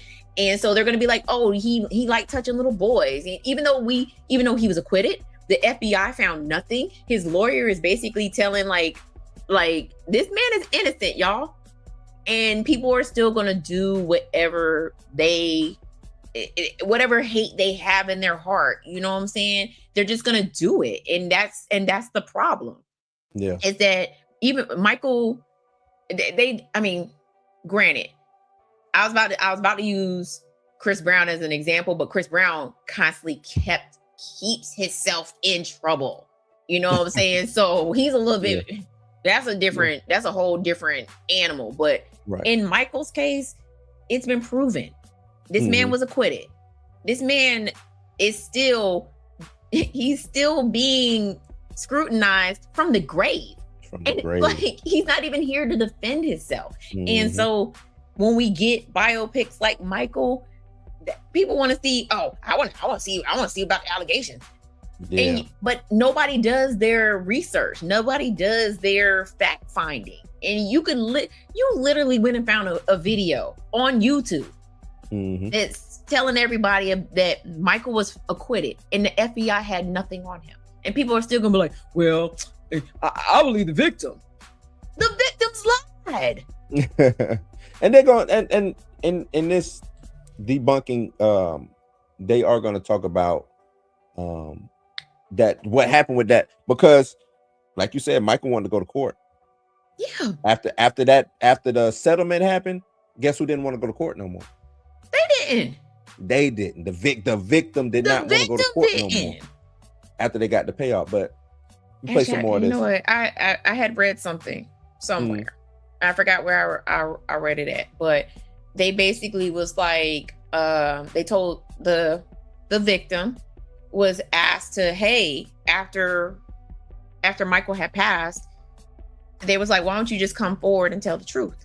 And he was like, according to the settlement, if he came back and recanted his story, he has to pay that money back. He has to pay that money back, and he couldn't afford to pay it back. Should have invested. So should have invested. And that was the other thing. Like, it was just so much between. I forgot where I saw this video, but I probably, like, it was a video that I saw, and they were talking about the dad. As a matter of fact, I think I watched it on Amazon Prime. I can't remember. I think I know what you're talking about. The dad and how he committed. Yeah. Well, so the dad wasn't in the picture. Right. The mom and the son were meeting with Michael Jackson, and the dad just so happened to find out. And so he started going to Michael with all these business ideas and saying, oh, I need money. And so he started asking for money, and then it went from asking for like maybe like $5,000 to $25,000 to $50,000, right. And so he's asking for money. And so finally, like, Michael was just like, you know what, cut this man off. Right. And then that's when the allegations came up. That's when they came. And I don't know if he was a plant or whatever, but I think now once that happens, I think Sony, they take advantage of that. Yes. I think they take advantage of that. How aware was Michael aware of the extent of the FBI's investigations? Not at all, Robin. It was really kind of a surprise when we got these documents. Back in August, I learned that there was an FBI file on Michael Jackson. I made a request under the Freedom of Information Act, and as a result, this is what we have. We have the files coming out. There's some 673 pages, but the FBI has only released 333 pages. So we're kind of curious as to what is in the balance of it. We're surprised and shocked by what we found and what they did release. That they was lying. It was a Diana stuff. Have you been asking them questions as an attorney for the family? I spoke to Mr. Jackson, Joe Jackson, last night, and he said that this FBI file was something he never heard of. Why are they investigating his son? They can't do those sorts of things. But as an attorney, I knew that the FBI was significantly involved in some of the aspects of Michael's life, but there are aspects, particularly the pornography aspects, which you had mentioned, that we had no idea that they were involved at all. Brad, we saw in Pierre's piece that this is not unusual, that there are celebrities that are investigated. I just want to say Mike is the only one who could come out the house in like some pajama pants and a dress. Went to court like that. Like he the only one who could do that. He went to court like that, bro. Let me put a sports coat or tuxedo top Put on. this blazer over this white shirt and these pajamas. And he slides. You knew that, I mean, but when you have to prove, you know what I'm saying? I'm looking at it like Mike, like, man, this is phony. I'm not even giving them the courtesy of putting some real clothes. I'm gonna just find some. What's that? Give me them blue pajama pants. Let me get that. That man rolled straight out of bed. He rolled straight out of bed and threw a blazer on. No, why? Why did the FBI? Why did they take up these cases? Well, Robin, when you look at the files that have become available, they are files where the FBI has been asked by the police to help them with certain aspects of the case. They're really not operational FBI cases. For example, coming to the FBI because they have a forensic capability with computers to mirror image hard drives so they can look at evidence inside a computer, or asking for investigative strategies or interview strategies that they may ask the profiling unit at Quantico. So these are really support functions where the FBI was involved in the case. The other side, of course, are the threats, which were operational cases. Because a lot of people want to know how much time, resources, expense goes into these types of cases. That's exactly right. I think you have to look at it. It's areas where the police either have limited manpower or they just don't really have an expertise in a particular area. So they step to the FBI for help. Well, as Brian just said, Brad, hundreds of pages from the FBI. They only released about 300 or so. And a lot of people are asking, why? Why are they releasing this now? Well, I think it got released obviously under the Freedom of Information Act, but what you don't have typically are things that could have been used as evidence or may still be under review, or maybe more importantly, protecting people who gave them information, whether it be true, whether it be not true. And so that's typically why things get redacted. And Brian, what do you want people to know now that these pages, this investigation, all these investigations have been released? What do you want the public to know about it? Very interesting, Robin, in all of these pages, hundreds of pages, many, many hours of investigation, going to the Philippines, going to Chicago, going all over the country. There's not one scrap of evidence that Michael Jackson ever harmed a child, did anything wrong, committed any crime. It's almost a vindication when you look at this. The FBI looked at all of these matters and said, there's nothing here. And I think that's the most startling thing which I've seen. Well, Brian and Brad, thank you very much for that. And that's the lawyer and FBI dude right here, man. Like, I don't know why this, but they say a lie, run around the world before the truth even gets out of bed, or whatever that line is, man. But it's just crazy when you hear stuff like that. And me and you, we came up 90s. We knew what was, the circus surrounding that. And then, other people parroting it, because, we not having the internet like that back then, we didn't get the information like that. We would have to get it from, the news. We watched it live. Like, they were like, this is day 3 of the Michael Jackson. Right. Mm-hmm. We were glued to the TV. You know what I'm saying? I mean, they couldn't have cameras in there, but still. But that information that we got could have been skewed a certain way. And even, because we'll watch it, and then when they regurgitate it back, they're regurgitating with a certain bias. Right. And I think that's the bad thing, because they're not regurgitating it with facts. They regurgitate with a certain bias. Right. To get back to this article, number 3 says Wade Robson, at 22 years of age, testified under oath in Jackson's 2005 child molestation trial that Jackson had never touched him in a sexual manner. Jackson, who passed away in 2009, Wade's first molestation allegations occurred in 2012, a whole 3 years later, and he filed a lawsuit in 2013.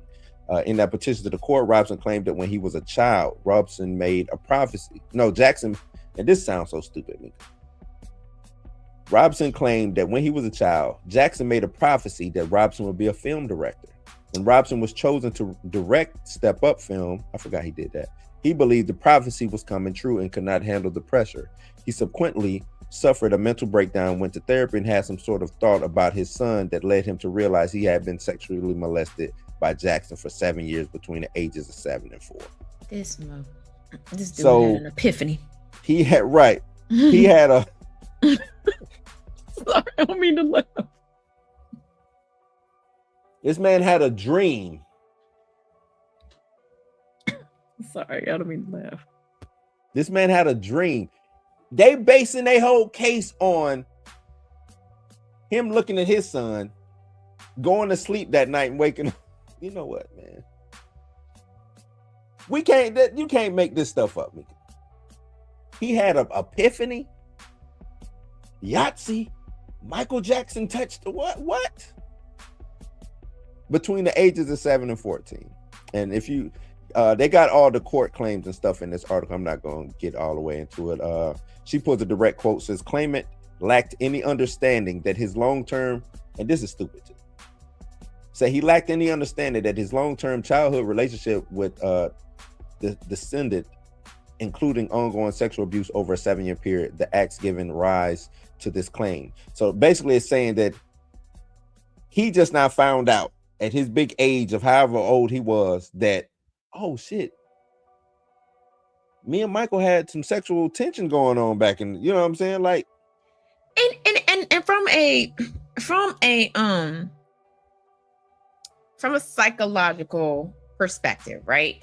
It's not to say that people don't repress memories.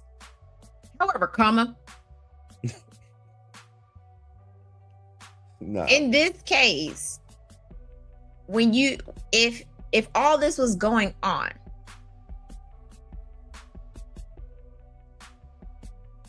and you just kept pushing it, you had TV shows. MTV. You were famous. You were famous without Michael Jackson. Yeah. So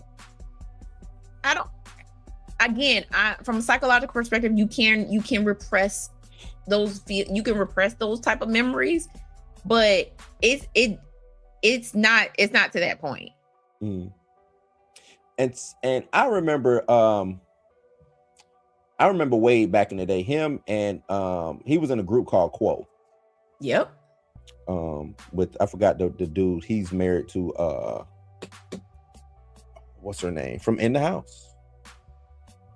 Mia. No, not Mia. Not In the House. I'm sorry. The Townsend one. Parenthood. Parenthood. What's her name? I can't think She played what's her name on the Cleveland show? Yeah. Roberta on the Cleveland show. But he's married to her. But remember he was in that group, and I think they were signed. Yeah, Reagan Gomez. Reagan Gomez. Yeah. Thank you. And I think that group was signed to Michael Jackson, but it never took off or something like that. And I think he thought Michael Jackson was supposed to make him, like he said, this prophecy shit was supposed to make him this superstar or whatever. You know what I'm saying? He already was. But I don't think it popped off the way. Remember he had that show on MTV? Yeah, I remember the little dance show on MTV. I remember that. He was in You Got Served. He was in You Got Served. He did Step Up. It's just a decent movie. They go on to say Wade was apparently 30 years old before he understood anything whatsoever about his alleged childhood teen sexual abuse. His actions prior to 2012, such as begging for a role for the MJ-themed Cirque du Soleil show in 2011, were done while still lacking understanding of sexual abuse. So at 30 years old, he did not understand sexual abuse. I find that just hard to believe. And they say he did not get the job at Cirque du Soleil for Michael Jackson. Just to add the coal to the more fire. They go on to say 1993, James Safechuck testified on the oath that Jackson never sexually abused him. He did not make allegations against Jackson until 2014, a year after Robson. While Robson's lawyers by his side, Safechuck states that he did not realize he had been, didn't know Didn't realize But he you had been sexually. testified under oath that he never. Right. So you committed perjury. You should be in jail. So he had been sexually abused until he began therapy in 2013 at age 35. Man, you sound like somebody else's story. Thanks, lawyers. Yeah. Yet the document later implies Safechuck actually did understand the inappropriateness of his alleged interactions with Jackson far earlier than 2013 because he reportedly panicked over the prospect of his relationship with Jackson being exposed during the 2005 trial. Additionally, he feared he would have pedophilic urges after his son. Why is it the same story? It is the exact same story. Now, what? After this, he identifies learning about Robson's 2013 lawsuit as another trigger for fearing his childhood sexual abuse will be exposed, and then having an aha moment about needing therapy after hearing Robson's story. The entirety of the document reads as though Safechuck was always in turmoil over the abuse that he may or may not have consciously comprehended. Confused? Me too. We all are. So you can read the document here. So, well, let me finish. So regardless, both of these men's lawsuits, later amended lawsuits with tweaked details, were tossed out by the court, more or less due to technicalities like Jackson being dead and his estate not being responsible for what he may or may not have done 20 or more years ago. So they're going to edit said it's important for me to add here that the second lawsuits were also thrown out for more than statute of limitation issues, particularly in the case of Robson. Summoned emails caught him in blatant lies about his abuse claims. He had sworn under oath in 2016 that he had only discussed his abuse in one written communication, only to have thousands of emails surface showcasing him crafting and changing his story, as well as attempting but failing to get a book deal out of it. And they say you could check for yourself. But ain't nobody gonna read that. You know why? Because they just want to hate Michael Jackson. Mm-hmm. They want to see that. They want to see this black man, even though he is dead. They want to see him fail as a human being. 4. This is number 4 out of 10. 4. The graphic and detailed descriptions of sexual abuse Robson and Safechuck give are a selling point for the documentary. However, it has been noticed that the details echo descriptions from the book Michael Jackson Was My Lover, The Secret Diary of Jordy Chandler. Michael Jackson won a $2.7 million lawsuit against the author Victor M. Gutierrez in 1998 after he made false claims about having a videotape featuring Michael Jackson and an underage boy. Going to jail. So I guess that book was based on Jordan. Based on this, the victim. Mm-hmm. The victim. Yes. The victim. The victim, who was the boy at the center of the 1992 allegations, is the reason Jackson's names became affiliated with pedophilia. While most know Chandler was the victim was paid off with $20 million. It's less commonly known that Chandler's father was caught plotting extortion from Jackson and using the allegations as cover. This is what Mika had brought up earlier. The Chandler family filed a civil lawsuit for negligence and a criminal lawsuit for molestation against Jackson while plotting extortion. Yeah. Jackson was on tour and the team risked losing $100 million. That's what I had said, $100 million if he spent too much time in court. Thus, they figured it was best to settle the civil suit out of court so they could focus on the molestation charges. However, once the Chandlers got their hands on the $20 million from the civil suit, they were no longer interested in saying, hey, let's take this guy to, let's take him to court. He molested our son. Here's my thing. Mm-hmm. If my child comes to me and tells me that somebody has put hands on them, yeah, baby, damn that civil suit. I want this. I want this mofo under the jail. There you go. I want him in Gen Pop, so they can beat his. I almost cussed. Right. Sorry, Mr. Roberta. So they could beat him up every day. You're right. You ain't lying. I would have got that $20 million. I'm like, all right, so to court. Let's go.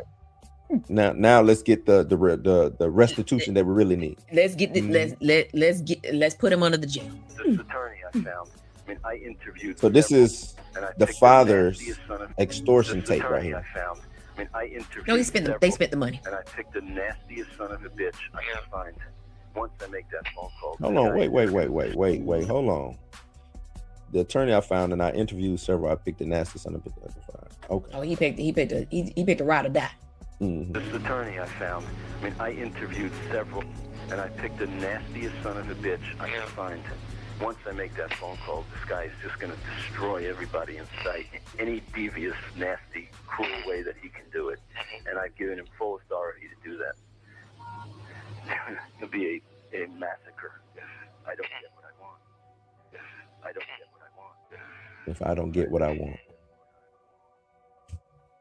Meanwhile, a new development in the child sex abuse allegations against the 35-year-old singer. Sandra Hughes has details on that. CBS News has obtained a taped phone conversation. The voices are purportedly the father of a 13-year-old boy who is accusing Michael Jackson of molesting him and the boy's stepfather. That good old 1990s tube TV right here. Feedback. The conversation was taped in July before the police began their investigation. This man is going to be humiliated beyond belief. He will not believe it. He will not believe what's going to happen. It's beyond his worst I nightmare. had that Michael picture up there. So one more record. If I go through with this, I win big time. I will get everything I want. There will be destroyed forever. From the beginning, Jackson's private investigator said the accusations were brought about by a failed extortion attempt and says the taped conversation reinforces that. It spells out everything to me that this was an extortion attempt from the very beginning. It was all planned. Longtime friend. So that's as you see, more compounding evidence to show that they was trying to extort Mike. They was trying to come from Mike's pockets. This had nothing to do with child molestation or anything like that. They wanted this man's pockets. Yeah, because I told you the dad was trying to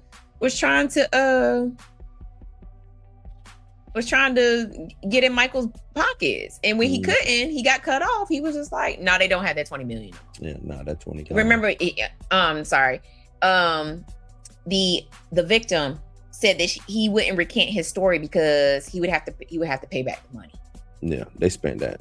They spent. You got to think they got that money in 1995, was it?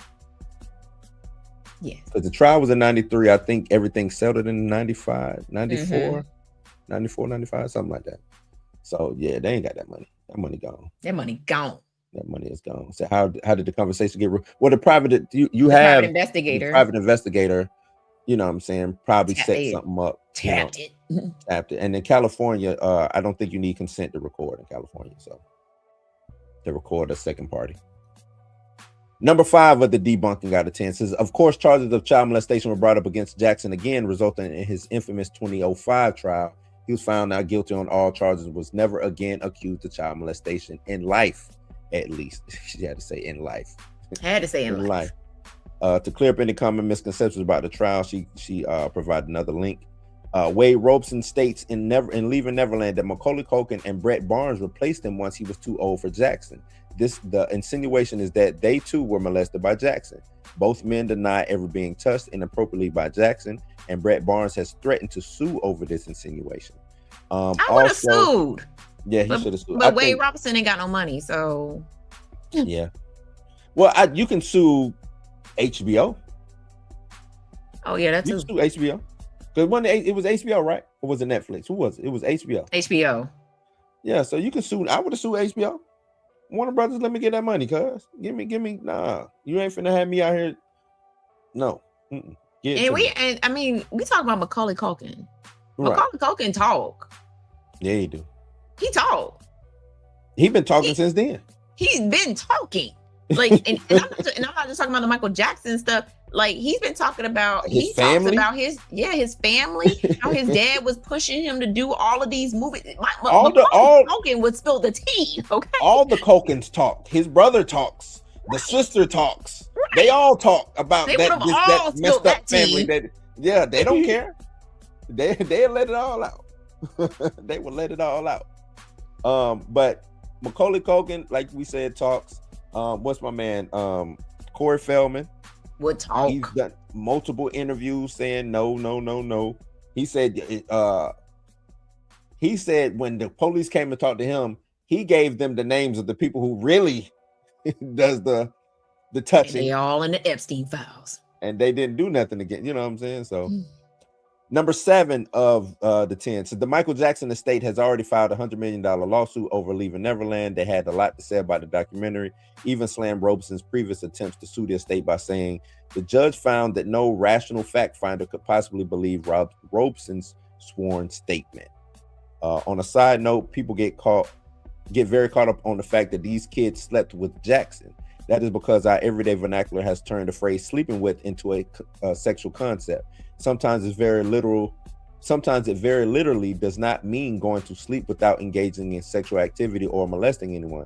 Secondly, we make the mistake of thinking Jackson's Neverland bedroom is the same as the bedrooms the rest of us sleep in each night, an average sized room with a bed. However, according to Macaulay Culkin, Jackson's Neverland bedroom had 2 floors and 3 bathrooms. So basically, I know, right? Damn.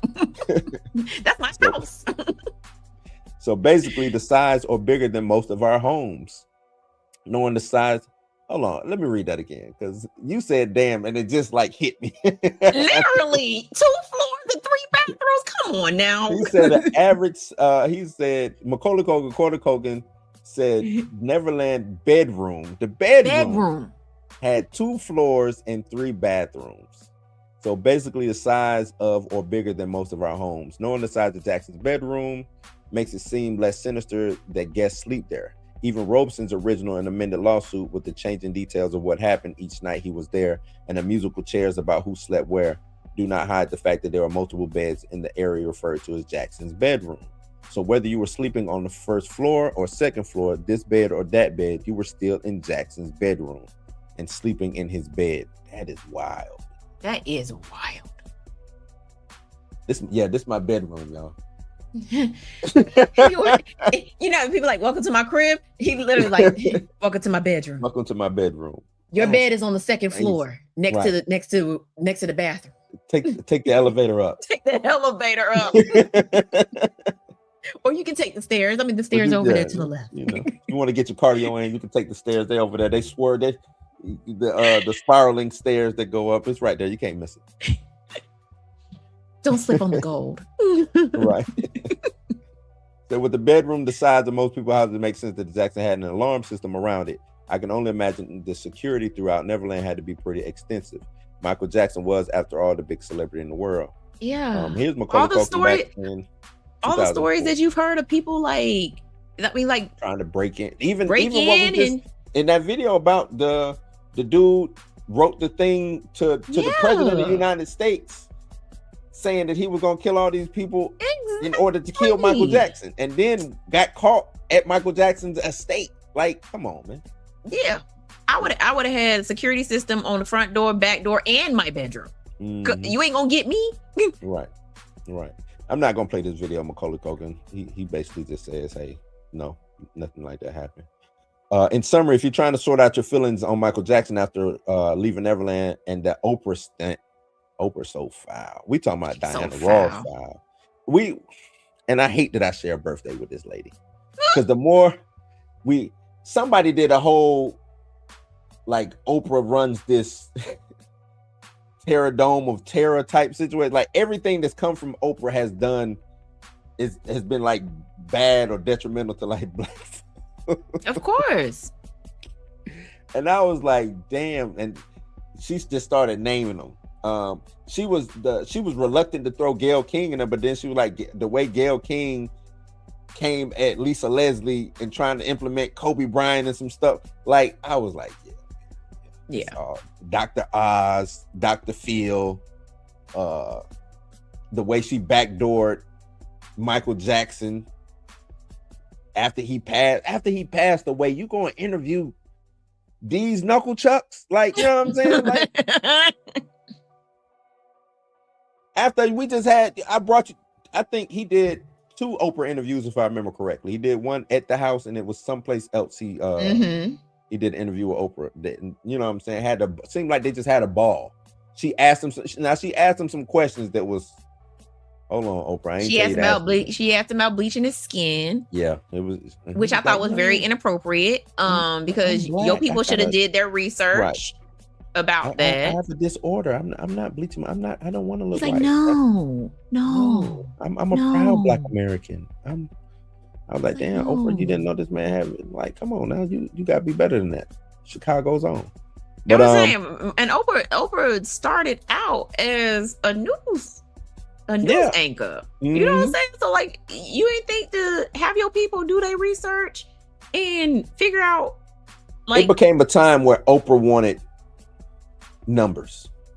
Also, you ain't gonna read the Moonwalker, right? And that's what he said.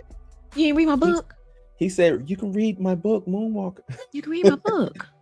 Like, girls go read in the book. book. It's there. It's probably part of the Oprah book club. It wasn't an Oprah. It was on the Oprah book list. Yeah, it wasn't. It wasn't on there. I'm pretty sure it was on there. It had to be on there. Where did I leave off at? After Oprah saying it's worth taking a closer look at what is not featured in the documentary just as much as it is what is featured in it. You may find that you don't quite want to follow Robeson's lead and make a bonfire out of your MJ items after all, or at least you can sell them like Robeson actually did. She goes on to say, abuse survivors need our support, and they especially need to be listened to when we are brave enough to speak out. However, we have to be cautious to not let the Me Too movement jump the shark. We accept all allegations without turning a critical eye when necessary. We allow the Me Too movement to justify putting the dead on trial. We won't be doing anything but opening Pandora's box, and real survivors of abuse deserve better than that. No one should be using such a sensitive topic for a personal agenda. As for Jackson's legacy, let us remember not a single dollar goes into his pockets anymore. He is dead. According to his will, his money should be benefiting his elderly mother, his children who have been orphaned, and charity.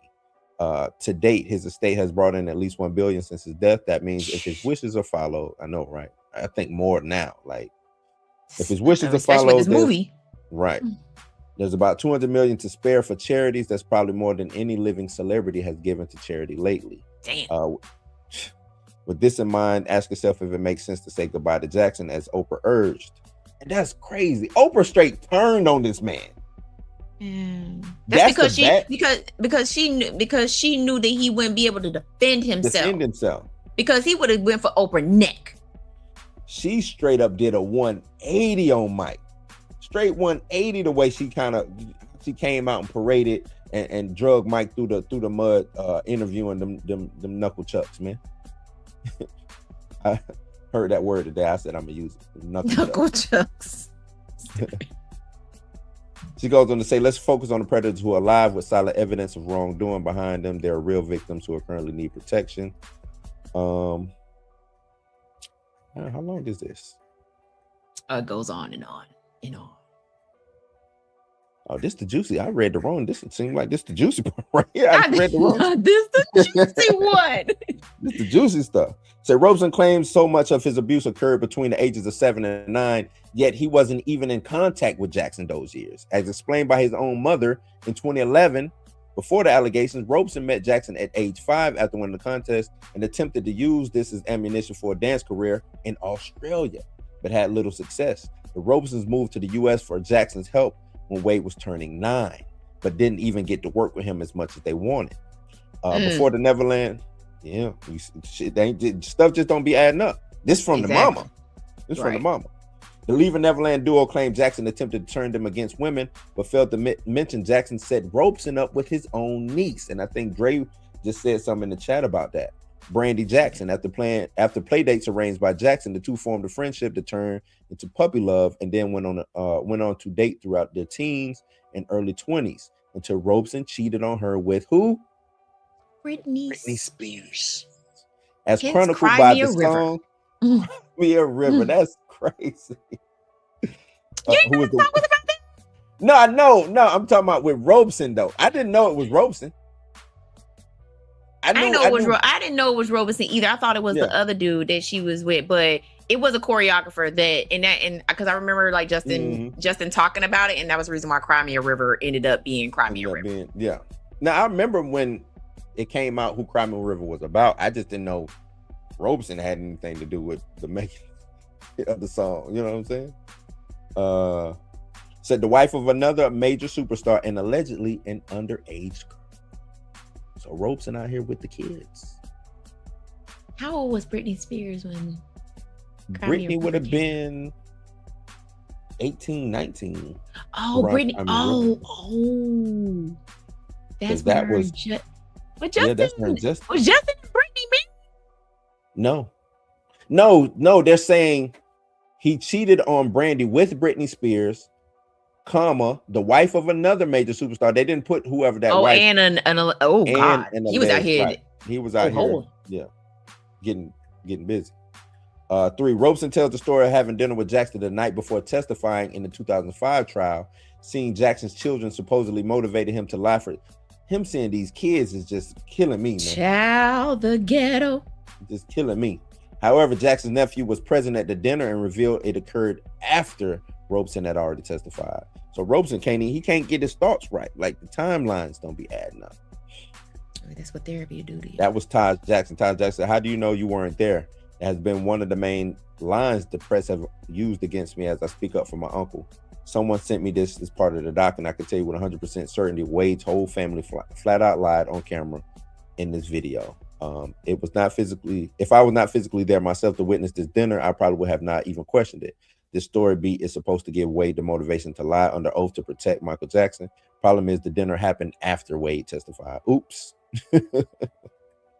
Oh, Dane, to answer your question, Justin Timberlake, Scott Storch, and Timberland wrote Cry Me a River. So that's how we got the messiness in it. When you hear like Timberland wrote something, it's probably when you produce something, you'll get a writer credit for producing.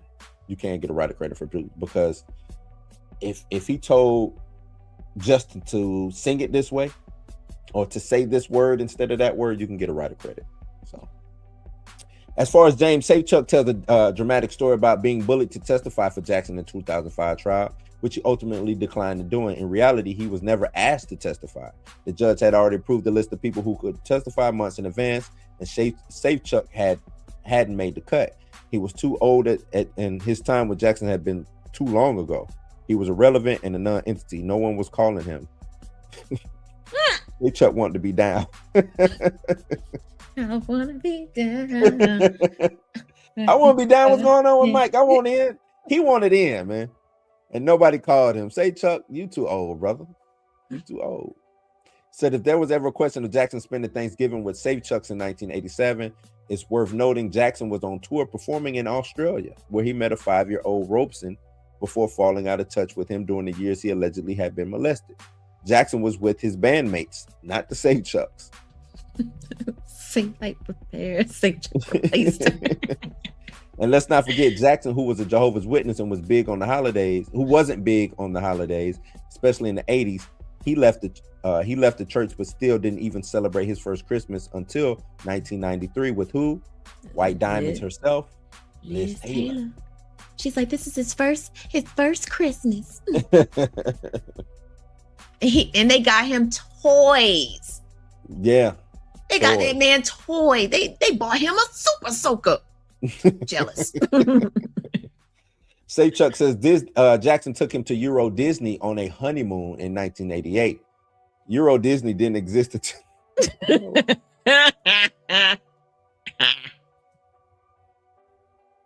didn't exist until 1992. Of course, this is another story that gets the axe to make room for commercials. 1992, it says right here, Euro Disney. Got to do better as a person. Got to do better. Says when you're telling the truth, you don't need so many co-starring lies. These items only scratch the surface of what had been fact-checked in the last few weeks, but for the sake of time and not wanting to write a whole new article, I'll stop there. So that's where she stopped there. Okay, so she split the 5. So she split it up 5 and 5. That's why I was like, damn. So that was the second half was the juicy part. That's where it was like, let me show you how they just was lying. Yeah, right. They was just in these streets. It's in these streets lying.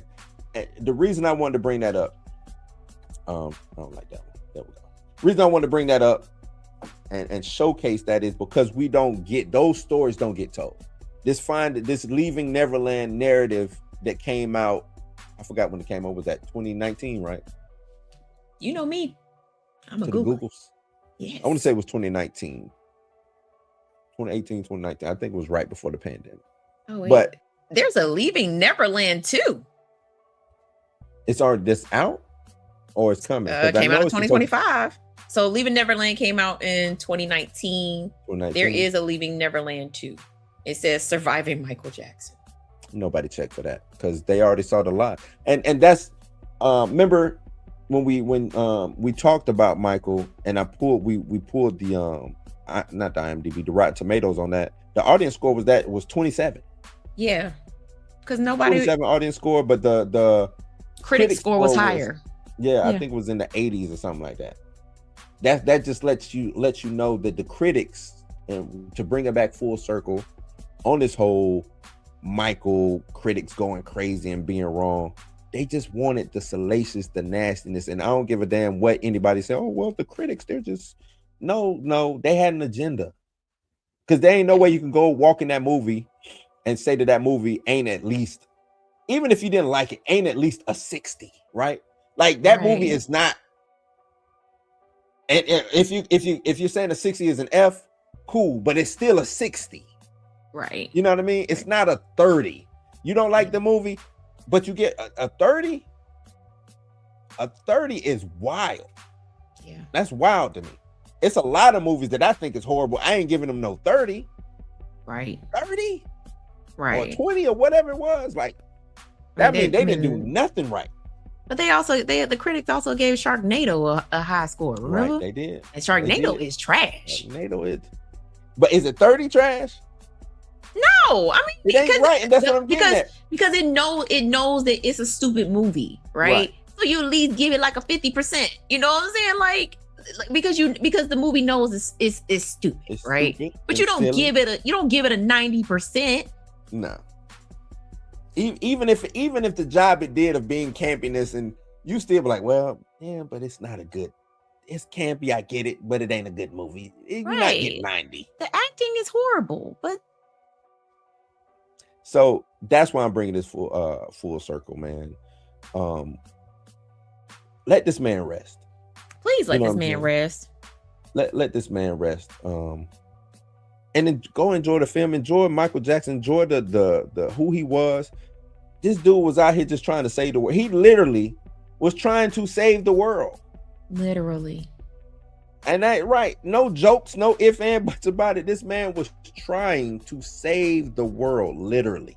The article says this man is no longer on the planet with us and is still giving more to charity than anybody who is living right now. Hey, Oprah, we looking at you. Like anybody that's living right now. He's giving more to charity in his death than people doing in their life. And the crazy thing about it is that Michael had money even before he died. He wanted people to think he was broke. He wanted people to think he was broke. I'm good, Snoop. You ain't got to give me no money, bro. Hey. I want y'all, whatever. Y'all say whatever y'all want about me in the tabloids. I don't give a good listen. I'm gonna hop on my private jet and go to London and take me and my kids to London for a little bit. Now were there things that he did that was a little out there? He was a very eccentric, quirky, but I think it also had hit it. I think also it was the. I mean, obviously that, but I also think because he was addicted to the painkillers. Oh, later, yeah. That caused him to not make the best judgment, like dangling blanket outside of the window. Blanket got famous for that. He sure did. But I don't take anything away from Michael Jackson as a person, because that man only wanted to heal the world. That's it. That man made songs. I literally was listening to Man in the Mirror the other day, and it brought tears to my eyes because I was like, this man spent his whole entire life trying to bring everyone together through music. That's it. That's all he wanted to do. He can bring the Bloods and the Crips together. Right. He went and did that. He hopped on songs with Biggie. He did a song with Shaq, y'all. Like, he just wanted to make music. He just wanted to make music, and he wanted to bring everybody together and unite us as one. That's it. But of course, because he's a black man in America and he's got money, and he was powerful. And he was powerful. Of course, and they didn't know they went after him. They didn't understand that type of power. Right. They didn't understand how Michael Jackson had that much power, not just over the US, the world. They didn't understand how this one person, like I said, Jesus, Michael Jackson, big ass gap, big cavern, this huge chasm of darkness, and then you get to somebody, whoever. Yeah, exactly. It's Jesus, Michael Jackson. Big ass gap. Right. Like Michael spent his whole entire life trying to bring people together, but also trying to heal his inner child at the same time. I think that was the hard thing to do. Being grown, like you said, trying to heal the inner child. So I'm trying to do these childish things to get them out of the way, because that's what I think it is. Mike knew he was grown. Yes. Didn't have the childhood. So I'm trying to do these childhood things. So I got to make up my adolescent years, and I'm trying to do this quickly while I'm trying to heal the world. I'm trying to do adult things. I'm trying to date Diana Ross. I'm trying to date, I'm trying to talk to Brooke Shields. Dating Stephanie Mills. I'm dating Brooke Shields. I'm dating Rihanna. Don't say nothing bad about Mike around Stephanie Mills. I think she. Oh man, she about to go to war. You seen that clip, bruh? I think she'll cut somebody about Mike. Boy. Hey, yo, you gonna get jumped by Stephanie Mills and Stephanie Mills alone. Stephanie Mills and the Millsettes. Right. But you're right. During his, we see it in all the clips. You know what I'm saying? And I, like I was telling my friend today, I said, I'm grateful for the Michael movie because we're starting to see videos and clips and things that we never seen before. And I follow like a couple of like Michael Jackson fan pages, and they show like from the variety show and things like that. But I'm seeing clips where I'm like behind the scenes stuff, baby. When he called Sheryl Crow Jennifer. Hilarious. That's Jennifer Crow. That's Jennifer. Her name is Cheryl. Not today. Your name Jennifer today. Hey Jennifer. He said, Jennifer, I need you to say no massage. Like that. Oh, Jennifer. But I mean, and beyond, like, this is it. You know what I'm saying? Like, this is it. We got the behind the scenes of the show that could have been, right? But now we're seeing more clips. We're seeing Michael in his element. We see him clowning and Jermaine. Yep. Clowning LaToya. You know what I'm saying? Loving on his sister. Loving on Janet. Yep. It's been a good time. Yeah. Junior says, what do you think we'll get? What do y'all think we will get in part 2? I'll let you go. Well, considering the fact that they can't address the victim. They'll probably fast forward through that. We're definitely gonna listen. Fingers crossed, we get a remake of Bad. Got to. Fingers crossed, we get a remake of Bad. I hope they go into showing. I got this idea. I want to do where I turn into a spaceship and I fly and I turn into a car, and like I hope they go into like the process of him going through Moonwalker. Yeah. I would. Since we didn't get The Wiz, we got to get Moonwalker. I want to see Moonwalker. I would love to see how he did. How he ended up being Captain EO for Disney. Captain EO. EO. Yeah, and sorry. I think they said they filmed that. I think they said that they filmed that. Some scenes of that already. Okay. And I would love to see images from the Bad tour. Obviously, well, I mean, we got a little bit in the first one, but I would like to see him performing at Wembley in part 2. Yeah. It was a meme I saw. It was Michael Jackson and and Wesley Snipes from the Bad video. And what did it say? Both of these guys saved Disney or saved Marvel. It was something like that because Michael Jackson, him doing Captain EO saved Disney from them considering bankruptcy, and we know what Blade did for Marvel and stuff like that. So I kind of thought that was funny. Like, I want to see a remake of Remember the Time. Remember the Time. That's got to be done too. The dance breakdown only. I don't care about none of that. That's got to be done. The choreography. I want to see the choreography from Remember the Time. Yeah. Yes. Yeah. I want to see that. Magic Johnson, Eddie Murphy. I would like to see Jam. If you can find somebody that looks remotely close like to Michael Jordan. Michael Jordan. I like to see Jam. I would like to see. And I got to get him beating up Tupac. I got to get that. You ain't getting him beating up Tupac. I gotta get that. I gotta get the Tupac beat down. I gotta get that. Nah, that ain't happening. Just like y'all ain't get the body roll. Y'all bet you're devastated about that, ain't you? Devastated about the body roll. Yeah. We get none. We got the victory tour, and that was it. No body roll. Yeah. Nah, we got to get him beating up Tupac. We got. I would also like to see if they're gonna. I mean, since we're gonna be. I mean, it's gonna be a significant time jump. I feel like because there's so much. There's only so much you can pack into a 2-hour movie. But jump to the VH1 special when Randy was being messy. And oh yeah. Mm-hmm. It was like, you down with OPP? And Michael's like, no, stop. Don't do that. We know who Randy was talking about. Jermaine. Right. Jermaine. Do you think they family so messy?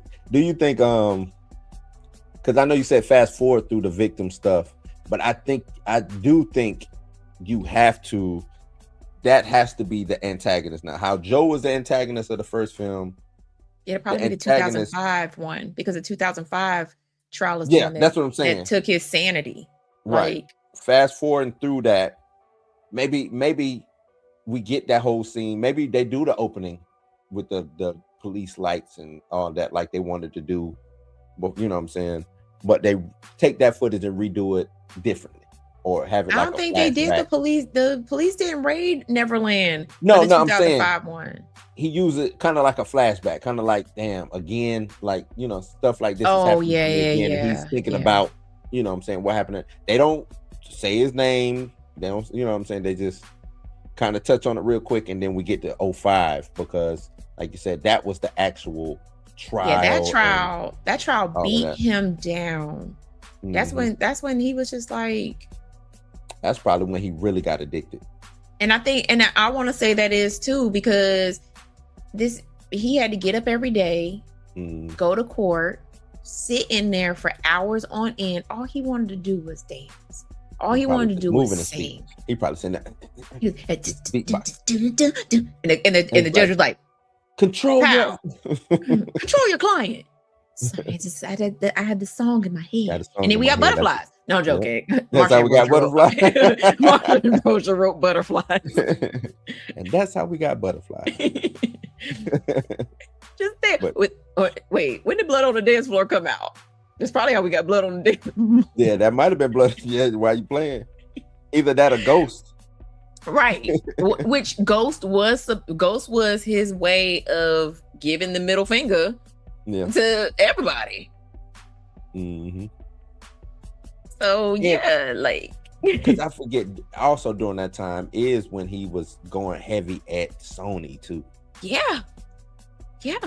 So he just getting it from both. You know what I'm saying? Like burning the candle. So on both Sony ends. beating him up, allegations is beating him up. He's going to trial. He is now. By now he is addicted to painkillers. He's not sleeping. Nope. So he is the sleep deprived. He is. I mean, his body is. Y'all can go back and pull up him walking into court every day. Yeah. He looks defeated. Just lumbering and Mm-hmm. He's walking slowly. He's hurting. You know, like he's tired. He's tired mentally, physically, emotionally, probably spiritually tired. Yeah. Especially, and you got to think, man, you got to show up for something that has nothing to do with you. Exactly. Just wasting your time. You're defending yourself. Yeah. Against a lie. And you like, man, I just want to be at home in the studio. I just want to heal the world. Or heal the world. Or I should be rehearsing right now. Like, And y'all got me in here with this dude, this clown right here who is lying. Come on, man. Which, by I'm just gonna throw this out here. I watched the Dangerous tour. I ain't like it. I ain't like it. You didn't like the Dangerous tour? He lip syncs 90% of the show. Listen, this is the part that maybe was like I should turn this off, but I didn't. Mm. The opening of You Are Not Alone starts playing. And then he starts singing. But he ain't on stage. That's not dangerous. That was dangerous. For You Are Not Alone? No, that was the history tour. Sorry. Yeah. History tour. Yeah. Was that the history tour? No, it was the history tour because he did Scream. So yeah, the song started playing and he ain't on stage, and I was like, that's the magic of Mike, man. I like the Dangerous tour. Never mind. I did like the Dangerous tour. I didn't like the history tour. Y'all could have kept that. If I would have paid all that money to go see Michael Jackson lip sync, I'd have been pissed. That's the magic of Mike. But by then, I think with history, he was defeated. I think he was just trying to put another album out because I'm Michael Jackson. Let me put this out. Because you got to think a lot of history is just songs, repeated songs. Mm-hmm. It's not a lot of original. Well, it is a lot of original stuff, but a lot of it is older stuff too. It's just kind of, put together or whatever. No, history was 1995. So that'd have been the first allegations. Yeah, that was 95. Yep. And then we got Blood on the Dance Floor in 97. Yeah. So. And then Invincible was 04. Hold up. I'm going to. Yeah, Invincible was 01. 01. Damn. 01. It was 01? Yes. Invincible was 01. And then they dropped that. Then we got Number Ones in 2003. And then we got the Ultimate Collection in 2004. And Escape was what? 12? Hold on. Then we got the Essential Michael Jackson. They just kept re-releasing. They just kept dropping release. Number Ones, Essential Pack. Thriller 25 was in 2008. Yeah. Which I own that vinyl. Mike was out here trying to eat. Right. Okay. Another compilation album called The King of Pop. Okay. The Motown Years was in 2008. What are we doing here? There was a lot of compilations. He found a loophole. That's how he yeah, there was a lot of compilations. He had an obligation he had to fill. I think that's pretty much. Let's see. Okay. Okay, well, according to this, his last one, which I don't think that's right. It might be right, but I don't think it is. But they said Invincible is the last one. That's the last one that he actually was alive for. Remember, Escape was posthumously done, and there was a lot of that, and that album suffered because they let Timbaland do it. Yeah, and they let Justin Timberlake get on it. But to me, if you're looking for a newer producer, I would have went with Pharrell. I don't know what Pharrell was doing around that time. Now he turned down a lot of things that Pharrell wanted. I know, but Pharrell down. After listening to the Justin Timberlake album, and I'm pretty sure Mike was like, "Yeah, you should have jumped on that like I love you." I know he was mad about it. Should have jumped on that like I love you. I know he was mad. That was my album. He probably was like, "Wait, that was my album." That Justin Timberlake album. Look, Justified is probably one of my favorite. I mean, I like Future Sex Love songs too, but Justified? Nah, I like that too. I'm with you. Justified? 1 and 2, both of those albums. But that Justified though.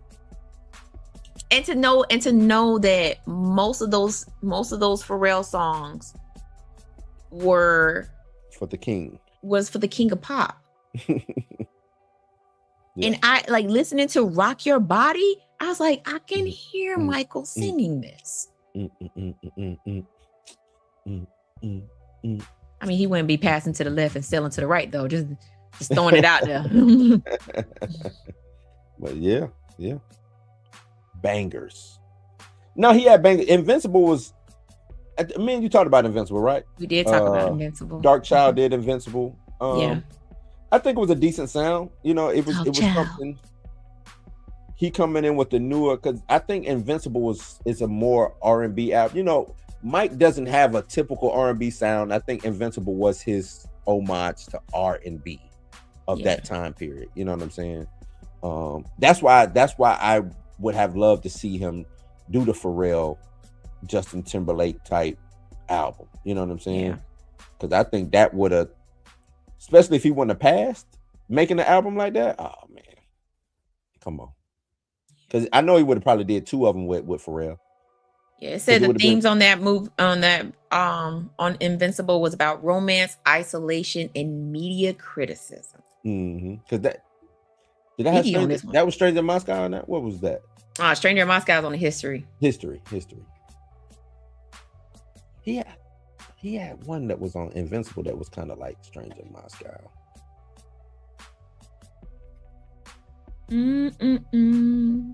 Yeah, but long live the king. Oh yeah. I didn't know Incomplete was written from Michael Jackson. Let me go back and listen to this in my Michael Jackson voice. Mike, he just didn't play no. It's and like you going back to what you said, Mika. All of this stuff that's coming out about Mike, the songs that he may have done, never got a chance to finish. He working with this person, that person, them telling their stories. Jam and Lewis talking about certain stories. Janet has been kind of silent. I would love to hear Janet give us some deets. You know what I'm saying? A little tea on some unreleased. She's not gonna talk. I know she's not. She like the prince. She like the Prince of State. I'm gonna keep whatever happened between me and my brother. But I would just love to hear some stuff from her side, because I think she, you know, them being the closest and the most, I know she got some stories. That's all. I just know she got some dope ass stories to tell. I like what Prince is doing. You know, him telling his stuff, him growing up as a child. And, well, how old was he when Mike passed? He would have been what, 5 or 6? No, he would have been older than that. Blanket would have been 5. Blanket would have been 5 or 6. Yeah. I think he was like 13. Yeah. Because Paris was younger. She's like 9 or 10, 10 or 11. Yeah, maybe? he had a good amount of time with Mike. Yeah. So I see why he act the way he act. Everybody else is, well, Blanket don't talk. Blanket, and he the one who favor, if those are his kids, he the one who favor. I hit it right on the head. Prince was 12, Paris was 11, and Blanket was 7. Okay. Yep. Well, so they knew their father, so that's good. They got the chance to actually, know him and stuff, so that's good. But yeah, I might have to go take Justin Timberlake off and get some unreleased Mike vocals and see if I can fit them on some of these Justin Timberlake tracks. Shoot, the way AI is set up, you could definitely be like, hey, take Rock Your Body and make it sound like Michael Jackson. Man, because that's I wouldn't say it's a flawless album, but it might have one skip on it too, maybe. You talking about Justified? Yeah. So I listened to it in the gym. Okay. And it had 2 skips. 2 skips. Okay. See. But they both Timbaland songs. Yeah. Timbaland is a hit or miss. And when Timbaland first came out, we used to love, man, Timbo. We used to love Timbaland, man. Yes. Riding 5 deep in a car with the homies, listening to some Timbaland. You know what I'm saying? Jay-Z, Timbaland, or Timbaland. And when I go back, Timbaland's beats did not age to me. It didn't age well. Because it was the same beat every time. Yeah, it just did not. He was Swiss Beats. He was Swiss Beats. He was a better Swiss Beats. Not he was a better Swiss Beats. That's crazy. They are one and the same. Now that you say that. was the same beat. Yeah, there's a dude I follow on Instagram that it's just been making fun of these producers. Yeah, I and be they're like, seeing that. Yeah. there's the same beat, and all they do I is like just when he did Lil Jon. he did the Neptunes. Did he? Yeah, he just did the Neptunes, and the first song he did was "If I Could Be Your Girl." He's like, because he also does the singing voices of people that come in, the people that come in too. Ooh, that so was he Beanie did Man, "I Could Be Your Girl." He did a Justin. Beanie Man. Yeah, Yeah, and that's a Neptune song. that's in it. Yeah. Mm-hmm. Because Pharrell sings the Sim Simma. Mm-hmm. Yeah. He sings that part, and then he's like, you know what? I don't want you singing Zag Out the whole time. Hey, come here, little thick. Well, you wasn't thick back then. And she was like, did you really have to say that? Talking about Mike. Yeah. But yeah, I mean, so going through Justified, Senorita. Oh, banger. And I think that was the first. That was actually That was the first like thing. I love you. No, like I love you, and then he hit us with Senorita. Or was it? Or was it back? Or was it vice versa? I thought it was. No, it was Like I Love You because he performed Like I Love You on the VMAs. VMAs. Yep, he did. Yeah. And that's when we got our introduction to Justin Timberlake, no longer with NSYNC. No longer with NSYNC. Yeah. So Senorita, Like I Love You, both Neptunes. Number 3 is Oh No, What You Got. It's a Timbaland song. I skipped it. Song. Skip. Yep. Take It From Here, which is a Neptune song. Love it. Cry Me a River. Rock Your Body. Nothing Else, which I love that song. I don't care what nobody says. Nothing Else is my jam. Last Night. Okay. Yep. That's also, those are Neptune songs. Neptunes. Still On My Brain. Not written by Timberland or the Neptunes. Written by the Underdogs. Ooh. Underdogs, if I remember correctly, they go by a different name now, if I remember correctly. Keep going, it'll come to me. So, and She Said Take Me Now, apparently had Janet Jackson on it, was written by Timberland and Scott Storch. I skipped that one too. Right For Me, which apparently has Bubba Sparks on it, another Timbaland track. I skipped that one too. And then Let's Take a Ride. You love that song? In the car, go with me. That's my shit. Who did that? Neptunes. Neptune. Okay. And then Brian McKnight did Never Again. Yeah. And you can tell though. Yeah. You can tell. Most definitely. You can tell. And then there's a UK version, UK, Australian, Japanese version, and there is Worthy Of, and Why, When, How. I don't know none of these songs, but yep. That's it. Harvey Mason. Yep. Underdogs. Harvey Mason. So yeah, Like I Love You was the first video that dropped, and then Cry Me a River, and then Rock Your Body, Senorita, and that's it. That's Senorita, man. Senorita. Man. And how they open it, how the album opens with Senorita. Yeah, it's just hit you with a banger right off the top. Like ain't no you rip the cover off, throw that in. No. And then he gave us Future Sex Love song. And who was that? And who that was Neptunes? Some of it. Most of it was Timbaland. Was it half and half? Timbaland. I think he mostly leaned into Timbaland. I think the big single off of that one was a Timbaland single, I think, if I remember. It was Sexy Back, and that was a Timbaland song. And then My Love, which is also My Love. Timbaland Yeah, song. that's what I'm thinking of with T.I. Yeah. Timbaland. And so the tracks on that one is Future Sex Love Sound, Sexy Back, then My Love. Well, I skipped I'm skipping all the in-betweens. Love Stone, Yep. I Think She Knows. What Goes Around Comes Around. I ain't never heard. Chop Me Up with 3 6 Mafia. Yep. Damn Girl with Will I Am. That was a Until weird time. Until the End of Time. which I guess Justin Timberlake wrote and produced that one. Losing My Way, which I guess he also produced and wrote that one too. And then another song, All Over Again. And then he did the Until End of Time with Beyonce. And then the 2020 experience. Like Justin Timberlake I think he did a nice run though. He had a good run because I like till he turned back white. Once he turned back white, it was like, come on, Dixie. Oh yeah. So I like Suit and Tie. I love Mirrors. There's another song. There's actually 2 more songs that I like on this That Girl, and I also like Push Your Love. Push Your Love Girl. I love that. I love that song too. But and Let the Groove Get In. Oh yeah, Let the Groove Get In. Yeah. Did you watch the Justin Timberlake concert when they had it on was that HBO Max? I did not. I did. Was it good?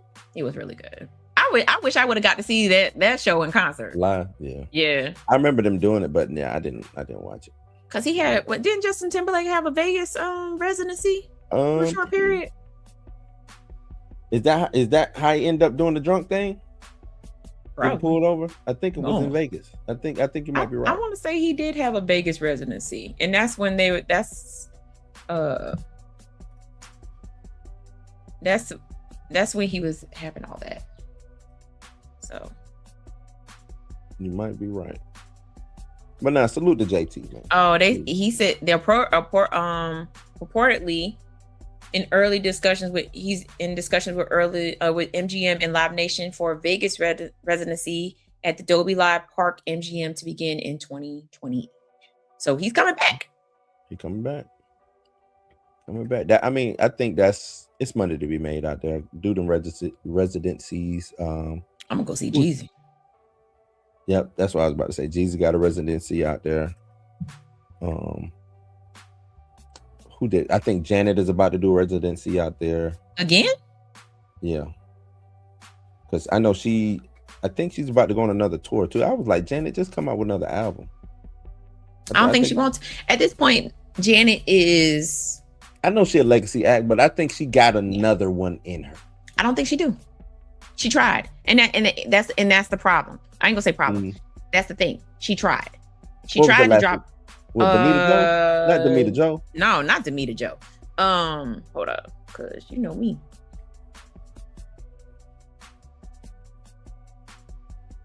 She tried to drop an album in 2015. Unbreakable. Unbreakable. I do that. Remember that. Now, see? I do not remember that. I don't know why. The last thing I remember with her is Damita Joe. So you way behind. So it was All For You. Damita Joe was 2004. 20YO was 2006. No, I remember 20YO. I do remember that. Discipline was 2008, and then Unbreakable was 2015. She tried. Yeah, well, because I know I was mad at her when she went on not this last tour, but this last tour is basically the tour before that she canceled because she got pregnant and all of that other stuff. I was mad at her for that. Yeah. I was heated. And then 2 years later, in May 2015, Jackson announced that she would embark on the Unbreakable World Tour, and she released Unbreakable. And the only song I know that came from Unbreakable is No Sleep, because they played in the skating rink.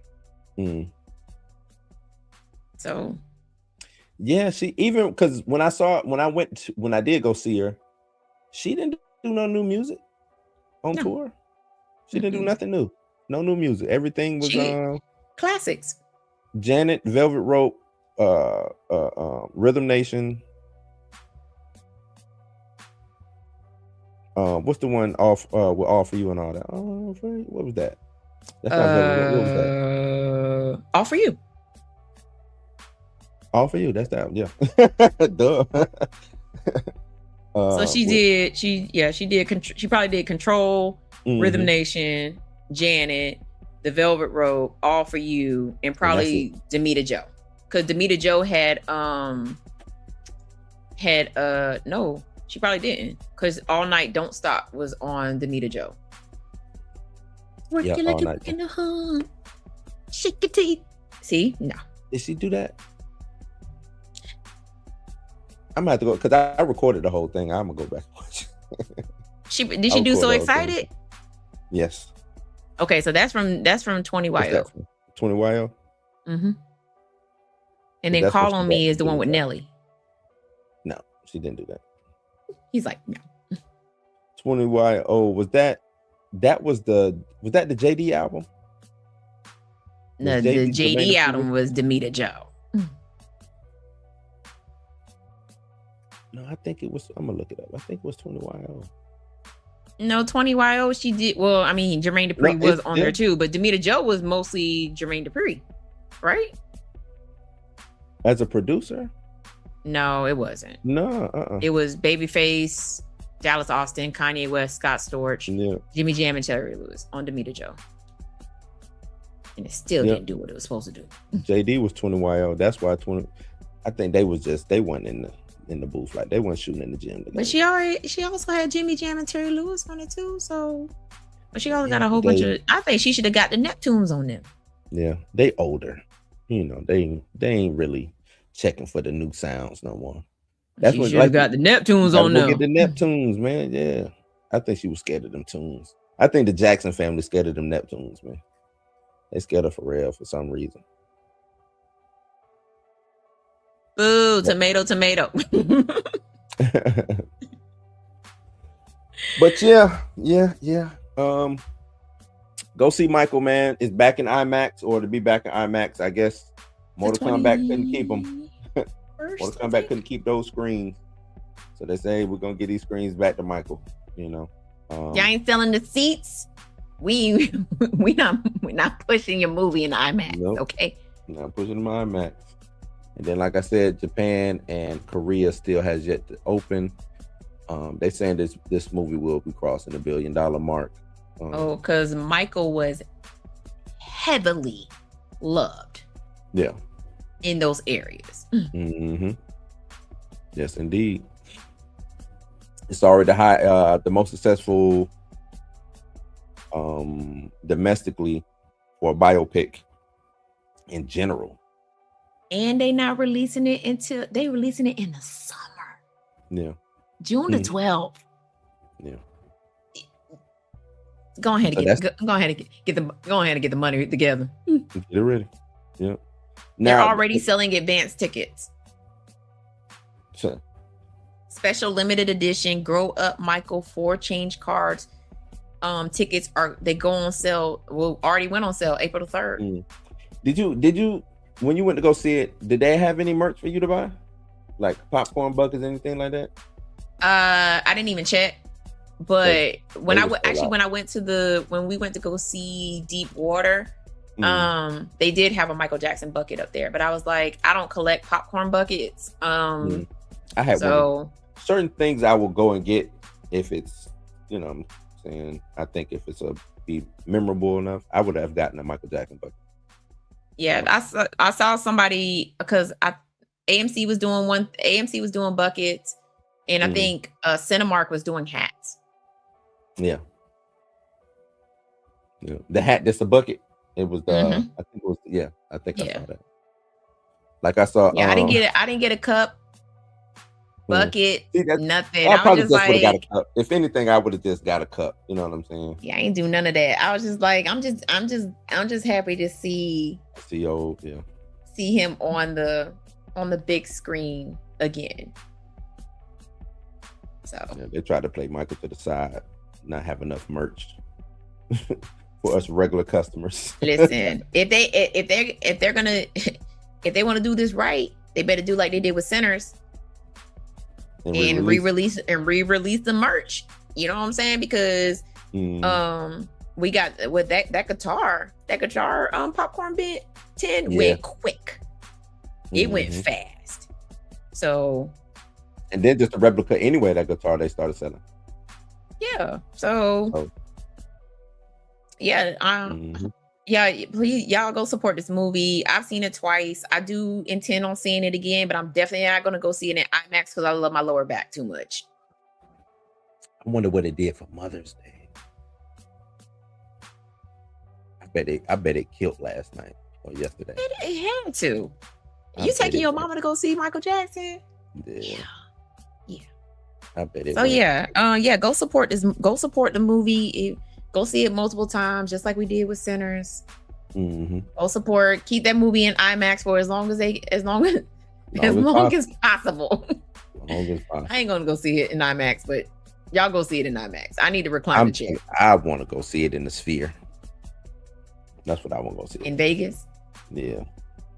So I've heard of the immersion theaters, not just the Sphere. I've heard of the immersion theaters where it's on the walls. Yeah. And I like seen that. Yeah. Man, I would love to do that. I think somebody saw it in 4DX, and they said when Not they got beat up by Joe.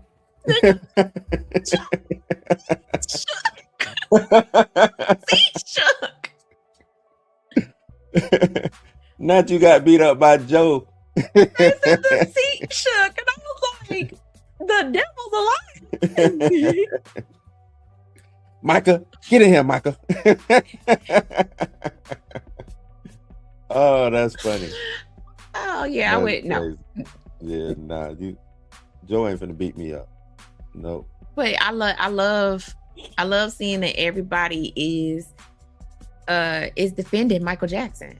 You know what I'm saying? Like they're defending him. You know what I'm saying? And people are not having it. Like you're not gonna talk bad about this man. You're not going to. I just hate it. It's after he passed. Yeah, ditto. I hate it. Ditto. After he passed. Ditto. But I mean, even when he was alive, people were still defending him. But of course, because people just want to be jerks and assholes and whatever. They just want to, like, the trolls will just keep stuff going just to keep stuff going. They'll say stuff like that, and yeah. Oh yes, most definitely, Jay. Most definitely. And I said this on Blues House Live. F the critics, because y'all are on notice. Right. We don't believe in you anymore. Yeah, we don't believe in you. Because how could you go into a movie with the mindset that you had, that you wanted to see all the bad things about this man? No, and knowing it was coming from his estate. Knowing it was coming from his estate. And y'all did the same thing with Whitney Houston's movie. But surprisingly, you didn't do it with the Elvis movie. Right. Yep. Are we surprised? No. Or Bohemian Rhapsody. Or Bohemian Rhapsody. Come on now. Yep. Y'all just wanted to see all the bad things that these Black artists went through. And we ain't here for that. I'm here for the music. I'm here to see him be in his childlike era. I'm here to see Whitney. You better lay low. We all know the ups and downs of these people's lives. I don't need it played out on the big screen. Especially if it's really not significant to their legacy. Exactly.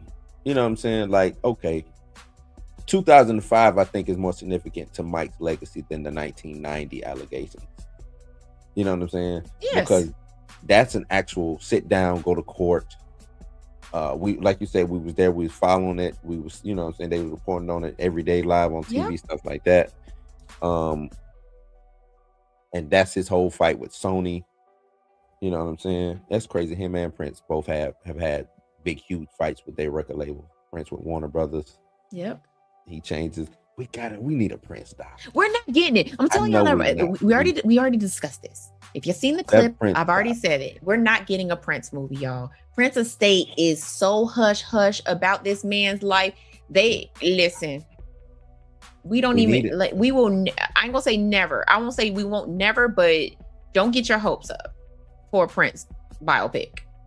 At least not in this year. Because that was the MTV Music Awards, right? With the assless pants. Yeah. What was that? Oh, that was the VMAs. No, that was the Grammy. What? No, it was the VMAs. VMAs? Was it the VMAs? I want to say that. Listen, you know me.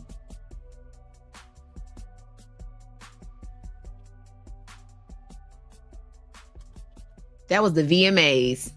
It was the VMAs. It wouldn't have been on the Grammys. You know that. I don't look, man. Prince back then, I don't know. He said, remember when Prince buried his butt in the 1991 VMAs? That's the first article that came up. The assless chaps. Prince a wild boy. Nah, we gotta get it out. He shook his booty in can't forget that moment. I don't even know what made him say, you know what?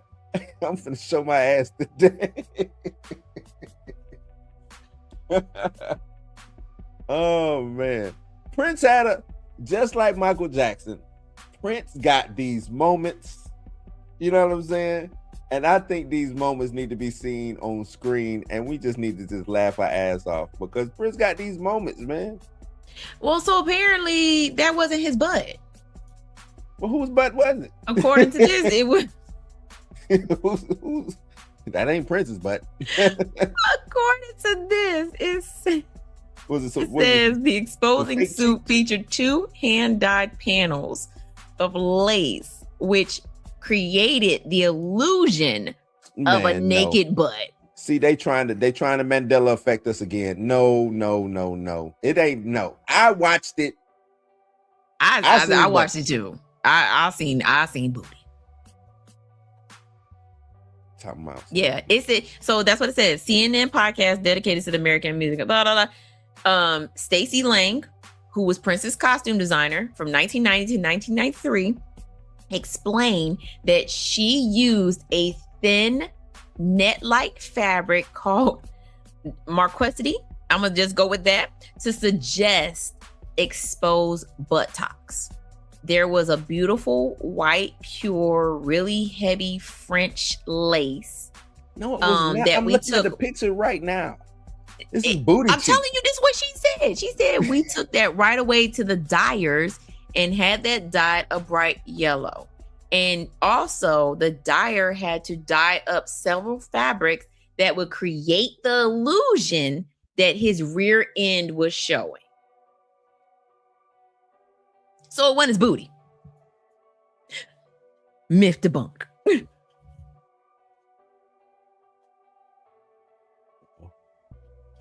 This look like ass to me. It's fabric. That's fabric. Nah. See, look, it says it. Go scroll back. See, that wasn't Prince's bare ass you saw in the VMAs. That's not his booty. So because he got some very sheer material around his ass, is that what they're trying to say? It was an illusion to make it seem like he had his booty cheeks out in the open.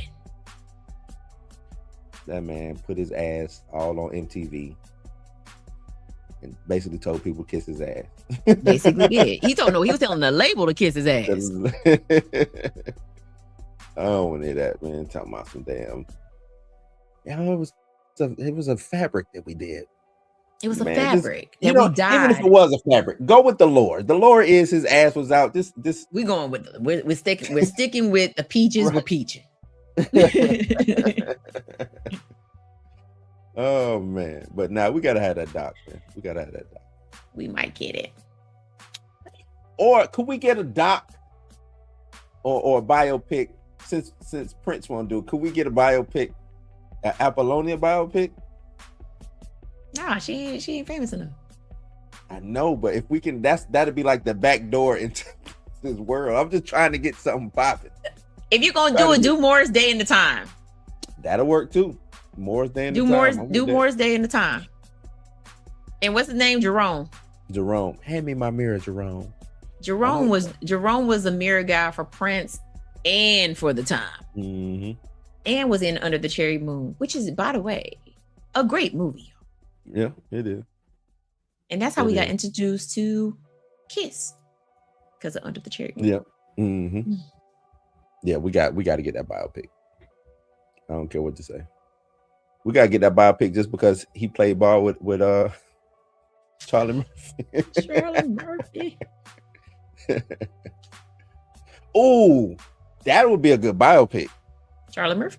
No. Eddie Murphy. Nope. Who? Rick James. I mean, I'm surprised nobody has Rick James jumped on that. I'm surprised nobody has jumped on a Rick James biopic. When Rick James told that story of how he stole Prince's drums and his basically his beat pack that he used, and that's how he made Mary Jane, and then he sent it back to him. I think a Rick James biopic could be done the right way if you get if you get the right people to produce it. You know what I'm saying? You got to get the right people to produce it. You got to get the same people that probably did Bohemian Rhapsody. You got to get the people that did Elvis. You want this to be it's got to be done right now. It's got to be because Rick got to be the right budget. Rick James ain't it's not like he was right. Rick James was a wild card, so yes. And that's why I want it. So that's why I want it. If we got it, you got to do it right. I mean, Array, you know what I'm saying? It's got to be done right. And if it's not, you can't. Give It to Me, Baby would be a perfect title for that movie. Yep, Give It to Me, Baby would be the title. Yes, it would be. That would be a perfect and the thing title. See, and this is the movie where you get the salaciousness because he all about that. Oh yeah, he was he was. You know what I'm saying? This is where you do that. This ain't about because that's Rick James's legacy is that. Right. You know what I'm saying?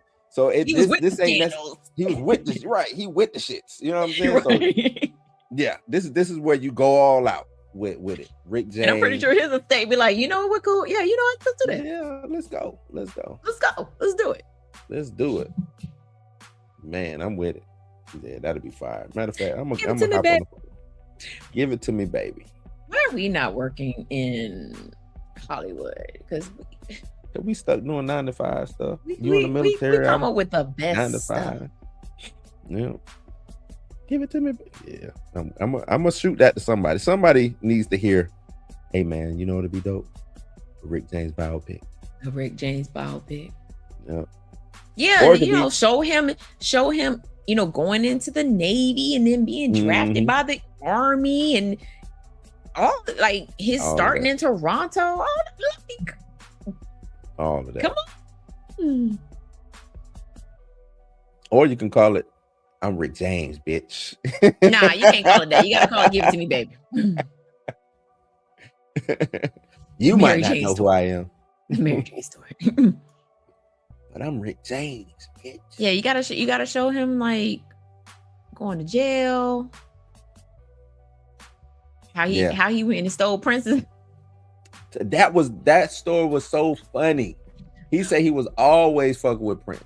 I'm sorry, Miss Roberta, but he said he was always messing with Prince. He just felt like he could little brother Prince, and so he did it as much as he could. And when he said he stole Prince's equipment, man, and Prince was so heated and mad, and look for it, say he took it off the tour bus, stole it, went and used it to make Mary Jane.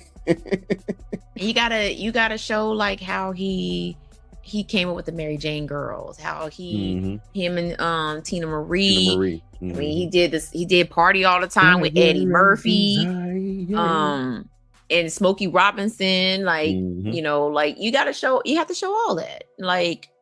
And again, because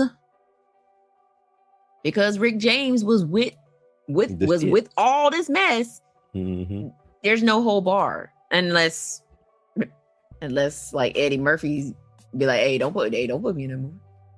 Nah, I think Eddie would be down for it. I mean, that's his boy. Yeah, I think Eddie would probably, you talking about find somebody to produce it. I think Eddie would put his name on that. Yeah. I think Eddie would put his name on it. So yeah, I mean, you have to show, in this case, you gotta show all the bad. I haven't seen that. Yeah, his whole career. I haven't seen that, Junior. What is it? Mike Judge Presents Tales from the tour bus to Rick James. I'll go check that out. I haven't seen that. Only thing I know Mike Judge for is Beavis and Butthead, Daria, King of the Hill. Basketball, and something else. Do you know King of the Hill. he only has one Grammy, and it's for You Can't Touch This. Yeah, Rick James. But Rick James always said that he was disrespected throughout. You know what I'm saying? The industry though. It's Boy, much nobody as want to he give did, you no Grammy for no super freak. He was disrespected. So for him, You made a song about weed. I mean, everybody else is doing it. I can do it too. But I made it so sexy though. I don't even think that song is about weed. I think it just turned. No, he into a said song. he said it was about weed. See, he said he was high when he wrote the song. That's wild. Yeah. Although I think he should have got a Grammy for Fire and Desire. Most definitely should have got a Grammy for Fire and Desire. They should have definitely got a duo one for that one. Most definitely should have got it. That's another song I'm thinking of. I can't think of it right now. I hear the beat, I just can't. Ebony get the Eyes. lyrics up. Is it Ebony Eyes? Making my mind bad. I'm Welcome to your 40s. Yep, my mind is toast. But yeah, let's wrap it up, Mika. Let's wrap it up. We did a good solid 3 hours. How did you feel about the article that debunking of the Leaving Neverland? She didn't say nothing that I mean, obviously there were I never seen Leaving Neverland. I'll just be honest with y'all. Never seen the documentary, had no desire to watch the documentary because I knew Wade Robinson was full of shit. Excuse my language, Miss Roberta, but I'll say what I said. No, I didn't watch it. I never watched it, never intended to watch it, still have no intentions on ever watching it. Just the fact that everything that was written in that article debunks everything that these clowns have said is no shocker to me.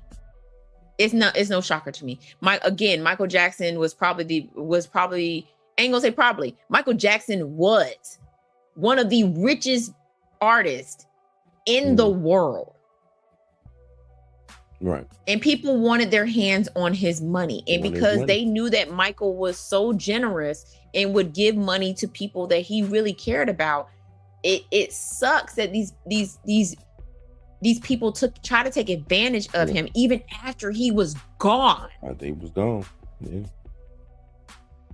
Did you see the thing floating around now about, I forgot what accuser it is, but saying that the train station, the Neverland train station is where he was abused at, and I think he said he was abused in 1988 or something like that. Come to find out the train station wasn't built until 1992. Exactly. And people are so stupid. We literally have little mini computers at our fingertips. I can Google and tell you, hey, let me find out when the train station when they built it. Well, looky here. It wasn't even existing when you made your claim. You stupid. And I think we have too much technology at our hands for people to still be accusing Michael Jackson for the things that he didn't do. He literally was acquitted not once, twice. Right. Yeah. So Jay say, man, those computers only for OnlyFans and memes. At this point, yes. But it's the fact that this stuff is being passed down to younger generations who don't know nothing about Michael Jackson. They only know what their parents told them. Oh, he used to touch little boys. Boy, if you don't listen, if you don't get on Beyonce's internet and Google and see what's really going on, and see what's really going on, YouTube has a plethora of videos that debunk everything. And So it's free. You ain't gotta go to the library like we used to have to. Right. You got free internet at home. I ain't gonna say free internet, but you got internet at home. You can Google well all be this free. stuff for the free 99. They didn't have to get no AOL disc, so it might as well be. And listen, that dollar took my whole life. Listen, you pick up that phone if I was on the internet. I'm cussing everybody out. But yeah, it is what it is. I have no intentions of seeing that. I'm not surprised by that article.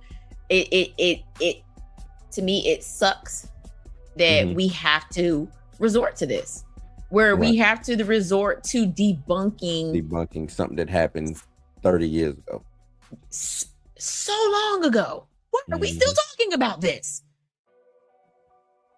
Why y'all still trying to hold this over this man's head? Right. Let this man, he himself in heaven and battling. He probably battling Prince right now.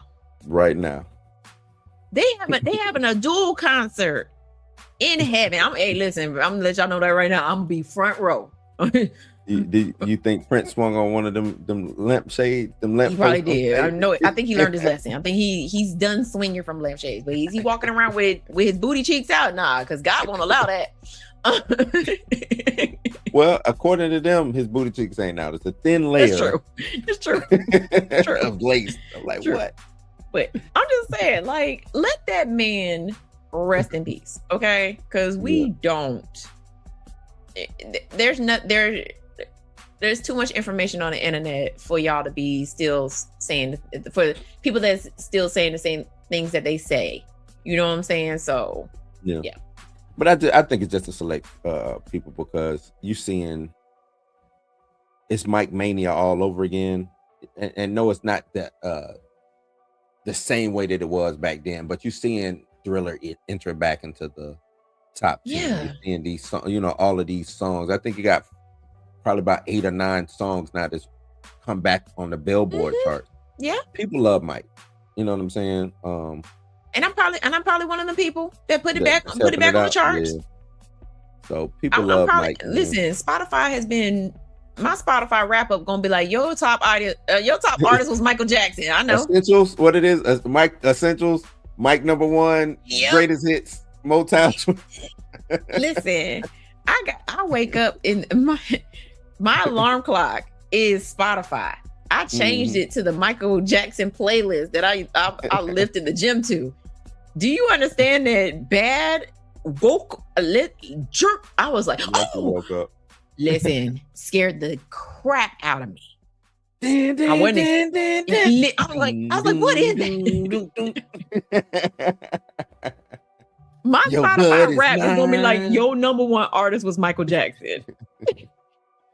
Which for the last I want to say for the last 3-4 years, it's been Chris Brown.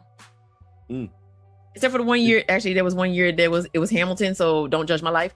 But it was Hamilton 1 year, but you was heavy. And then I'm going to see Hamilton on May 22nd in Durham. You love you some Hamilton, boy. I'm just saying, my Spotify rap is gonna be like, your #1 artist was Michael Jackson. You played Human Nature 175 times. They might ban you from playing Human Nature. And you're gonna be like, why? Why? I just like Human Nature. Did you like Chris Brown's new album that just came out? I didn't even listen to it yet. I'm waiting for the hype to die down. Okay. I didn't even listen to the song Fallen. I haven't listened to it yet. He just dropped visuals for another $5 sign? The one with what's his name? Leon Thomas. Leon Thomas. So he dropped that. I think Usher is in the video for Fallen. Okay. So I thought I seen it, but I haven't gotten around to it because Michael Jackson got me in a chokehold. Understood. I own that on vinyl. Back to Black. She was when the Amy Winehouse, that's another biopic that people need to go and watch, because Amy Winehouse was she was she had an anxious attachment to that dude, but he also was supplying her with drugs. It was meth, right? Wasn't it meth? I think it was cocaine. Cocaine, something like that. But I think they did her. I think they did her too early. Oh, I think so too. I think they should have waited a little while, because her biopic came like. Yeah. I was like, wait a minute now, y'all She need wasn't to even in the ground yet. back it up. Back it up. But yeah. So I love Amy Winehouse. Love Amy Winehouse. I'm so sad that her life got cut so short because she had the potential. Yeah, she had talent. Yeah, she was gonna be a mega superstar. I mean, she wouldn't have been like Michael Jackson status, but you know what I'm saying? She'd been close. I don't know if she'd been close now. Remember, Jesus, Mike No, Jack. I didn't know. Oh yeah, you're right. Yeah. See, Prince ain't even up there. That's wild. He not. And that's no shade to Prince. But then, okay, Gap, Prince, and then another Gap. Maybe, you know what I'm saying? Like, it's a long way up. No, I love it. Like, if you down at the bottom trying to look up and see Mike, no, you're not about to see him. You're not about to see him. He up there with Jesus, like, ooh, Yep. the peasants. But yeah, man, I appreciate everybody for joining in on another episode of Blurred AF. Mick, you got anything you want to say before we get on about it? Thank y'all. Thank you for having me on. Yay. Yay. Welcome. Game night May. Wait to say it again. Hold on, I put it on my calendar because I'm old and I do that. Game night May 30th. May 30th, at 8 p.m. Eastern Standard Time. Again, it's going to be trivia. So everybody's going to hate me because it's definitely going to be Trivia Pursuit. So good luck to everyone. But other than that, starting in June is going to be a new version. Yeah, I'm back. So I'm actually going to be doing live shows, like live panel shows. So if you I'm not going to give too much away, but it will be a live panel show. And we'll be discussing movies and things like that. So, so I'm not doing it by myself, and I can actually have other people talking about movies and things. But I am still going to record episodes. I'm still going to get back into doing top fives. Yeah, it's going to be a revamped Cinematic Nightmares. Yeah.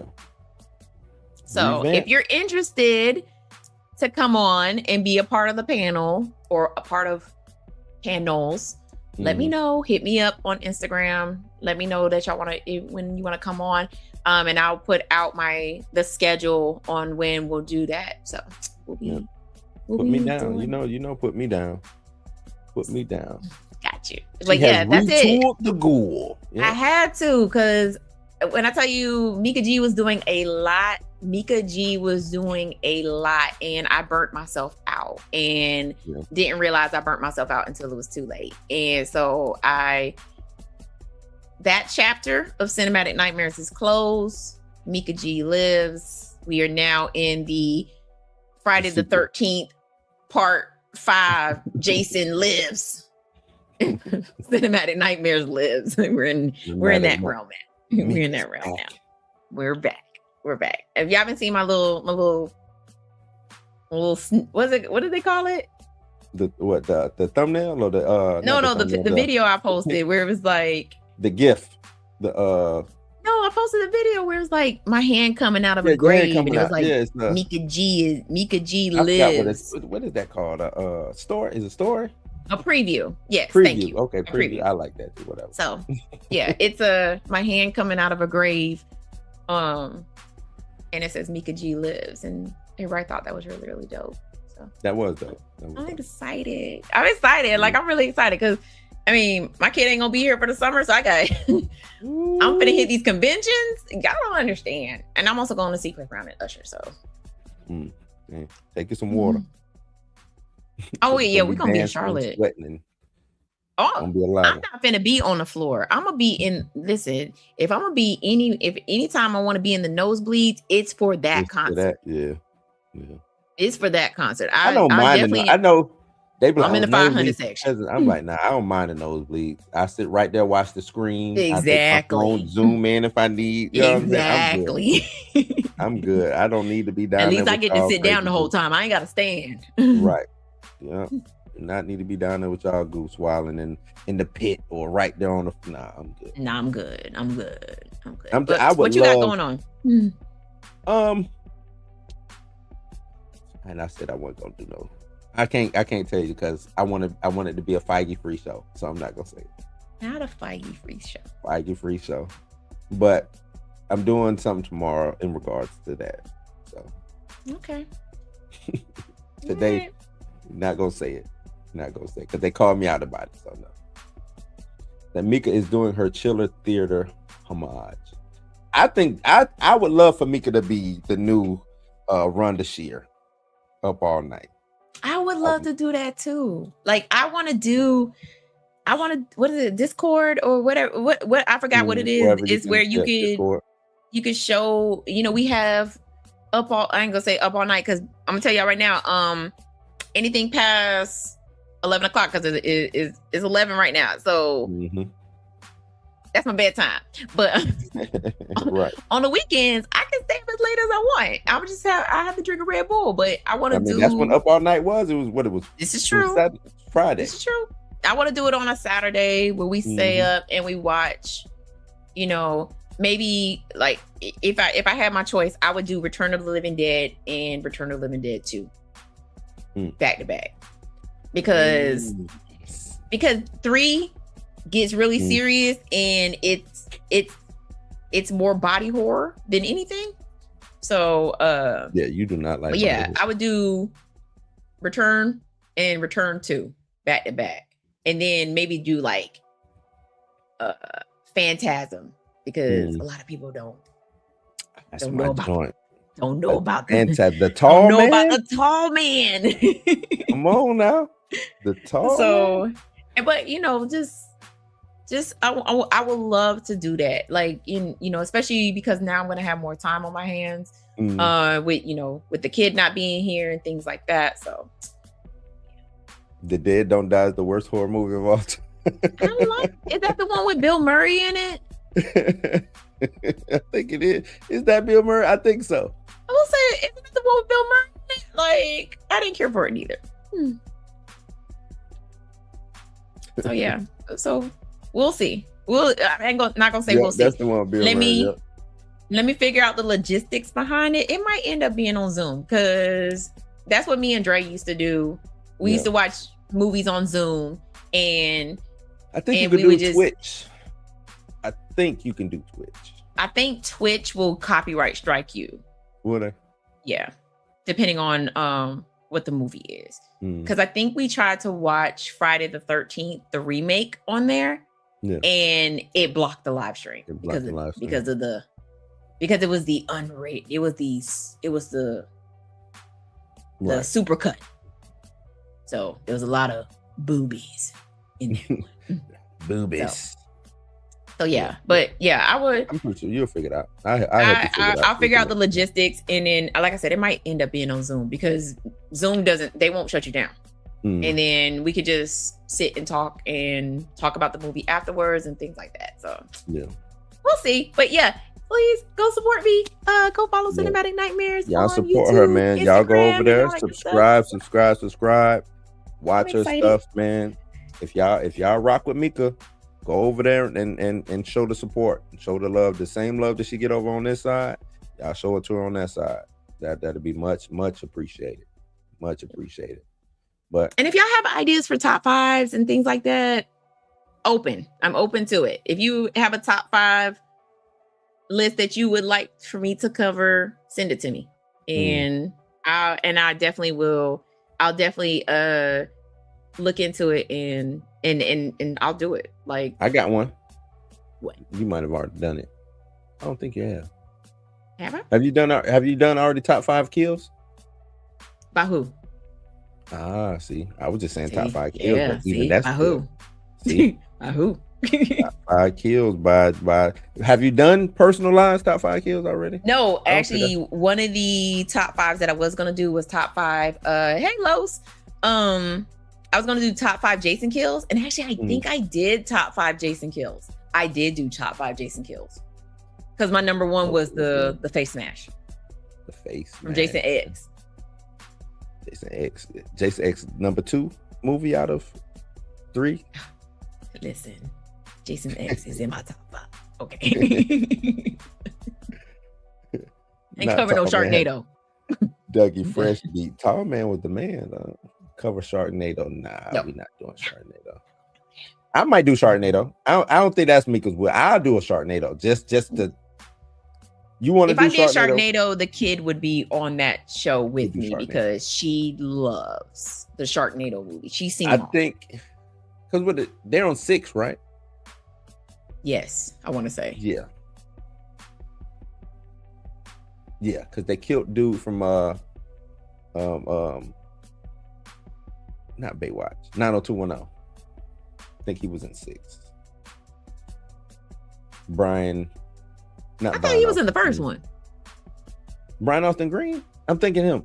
And that never mind. Okay, you talking about the other one that was in 90210. Yeah. I think I don't know. Could be wrong. But all right, y'all. What do Dre normally say? Vibe higher. And all that other good stuff. Say it right. All right, y'all. Peace and vibe higher. And vibe. And salute to Dre, man. Dre came into the chat. I meant to say this earlier. Dre came into the chat. Salute to Dre. Couldn't be here. He had to work. So me and Mika, we filled in, did a good job, as we always do. So later, peace, vibe higher, and we are out. Peace. Where's the damn outro at? There it is.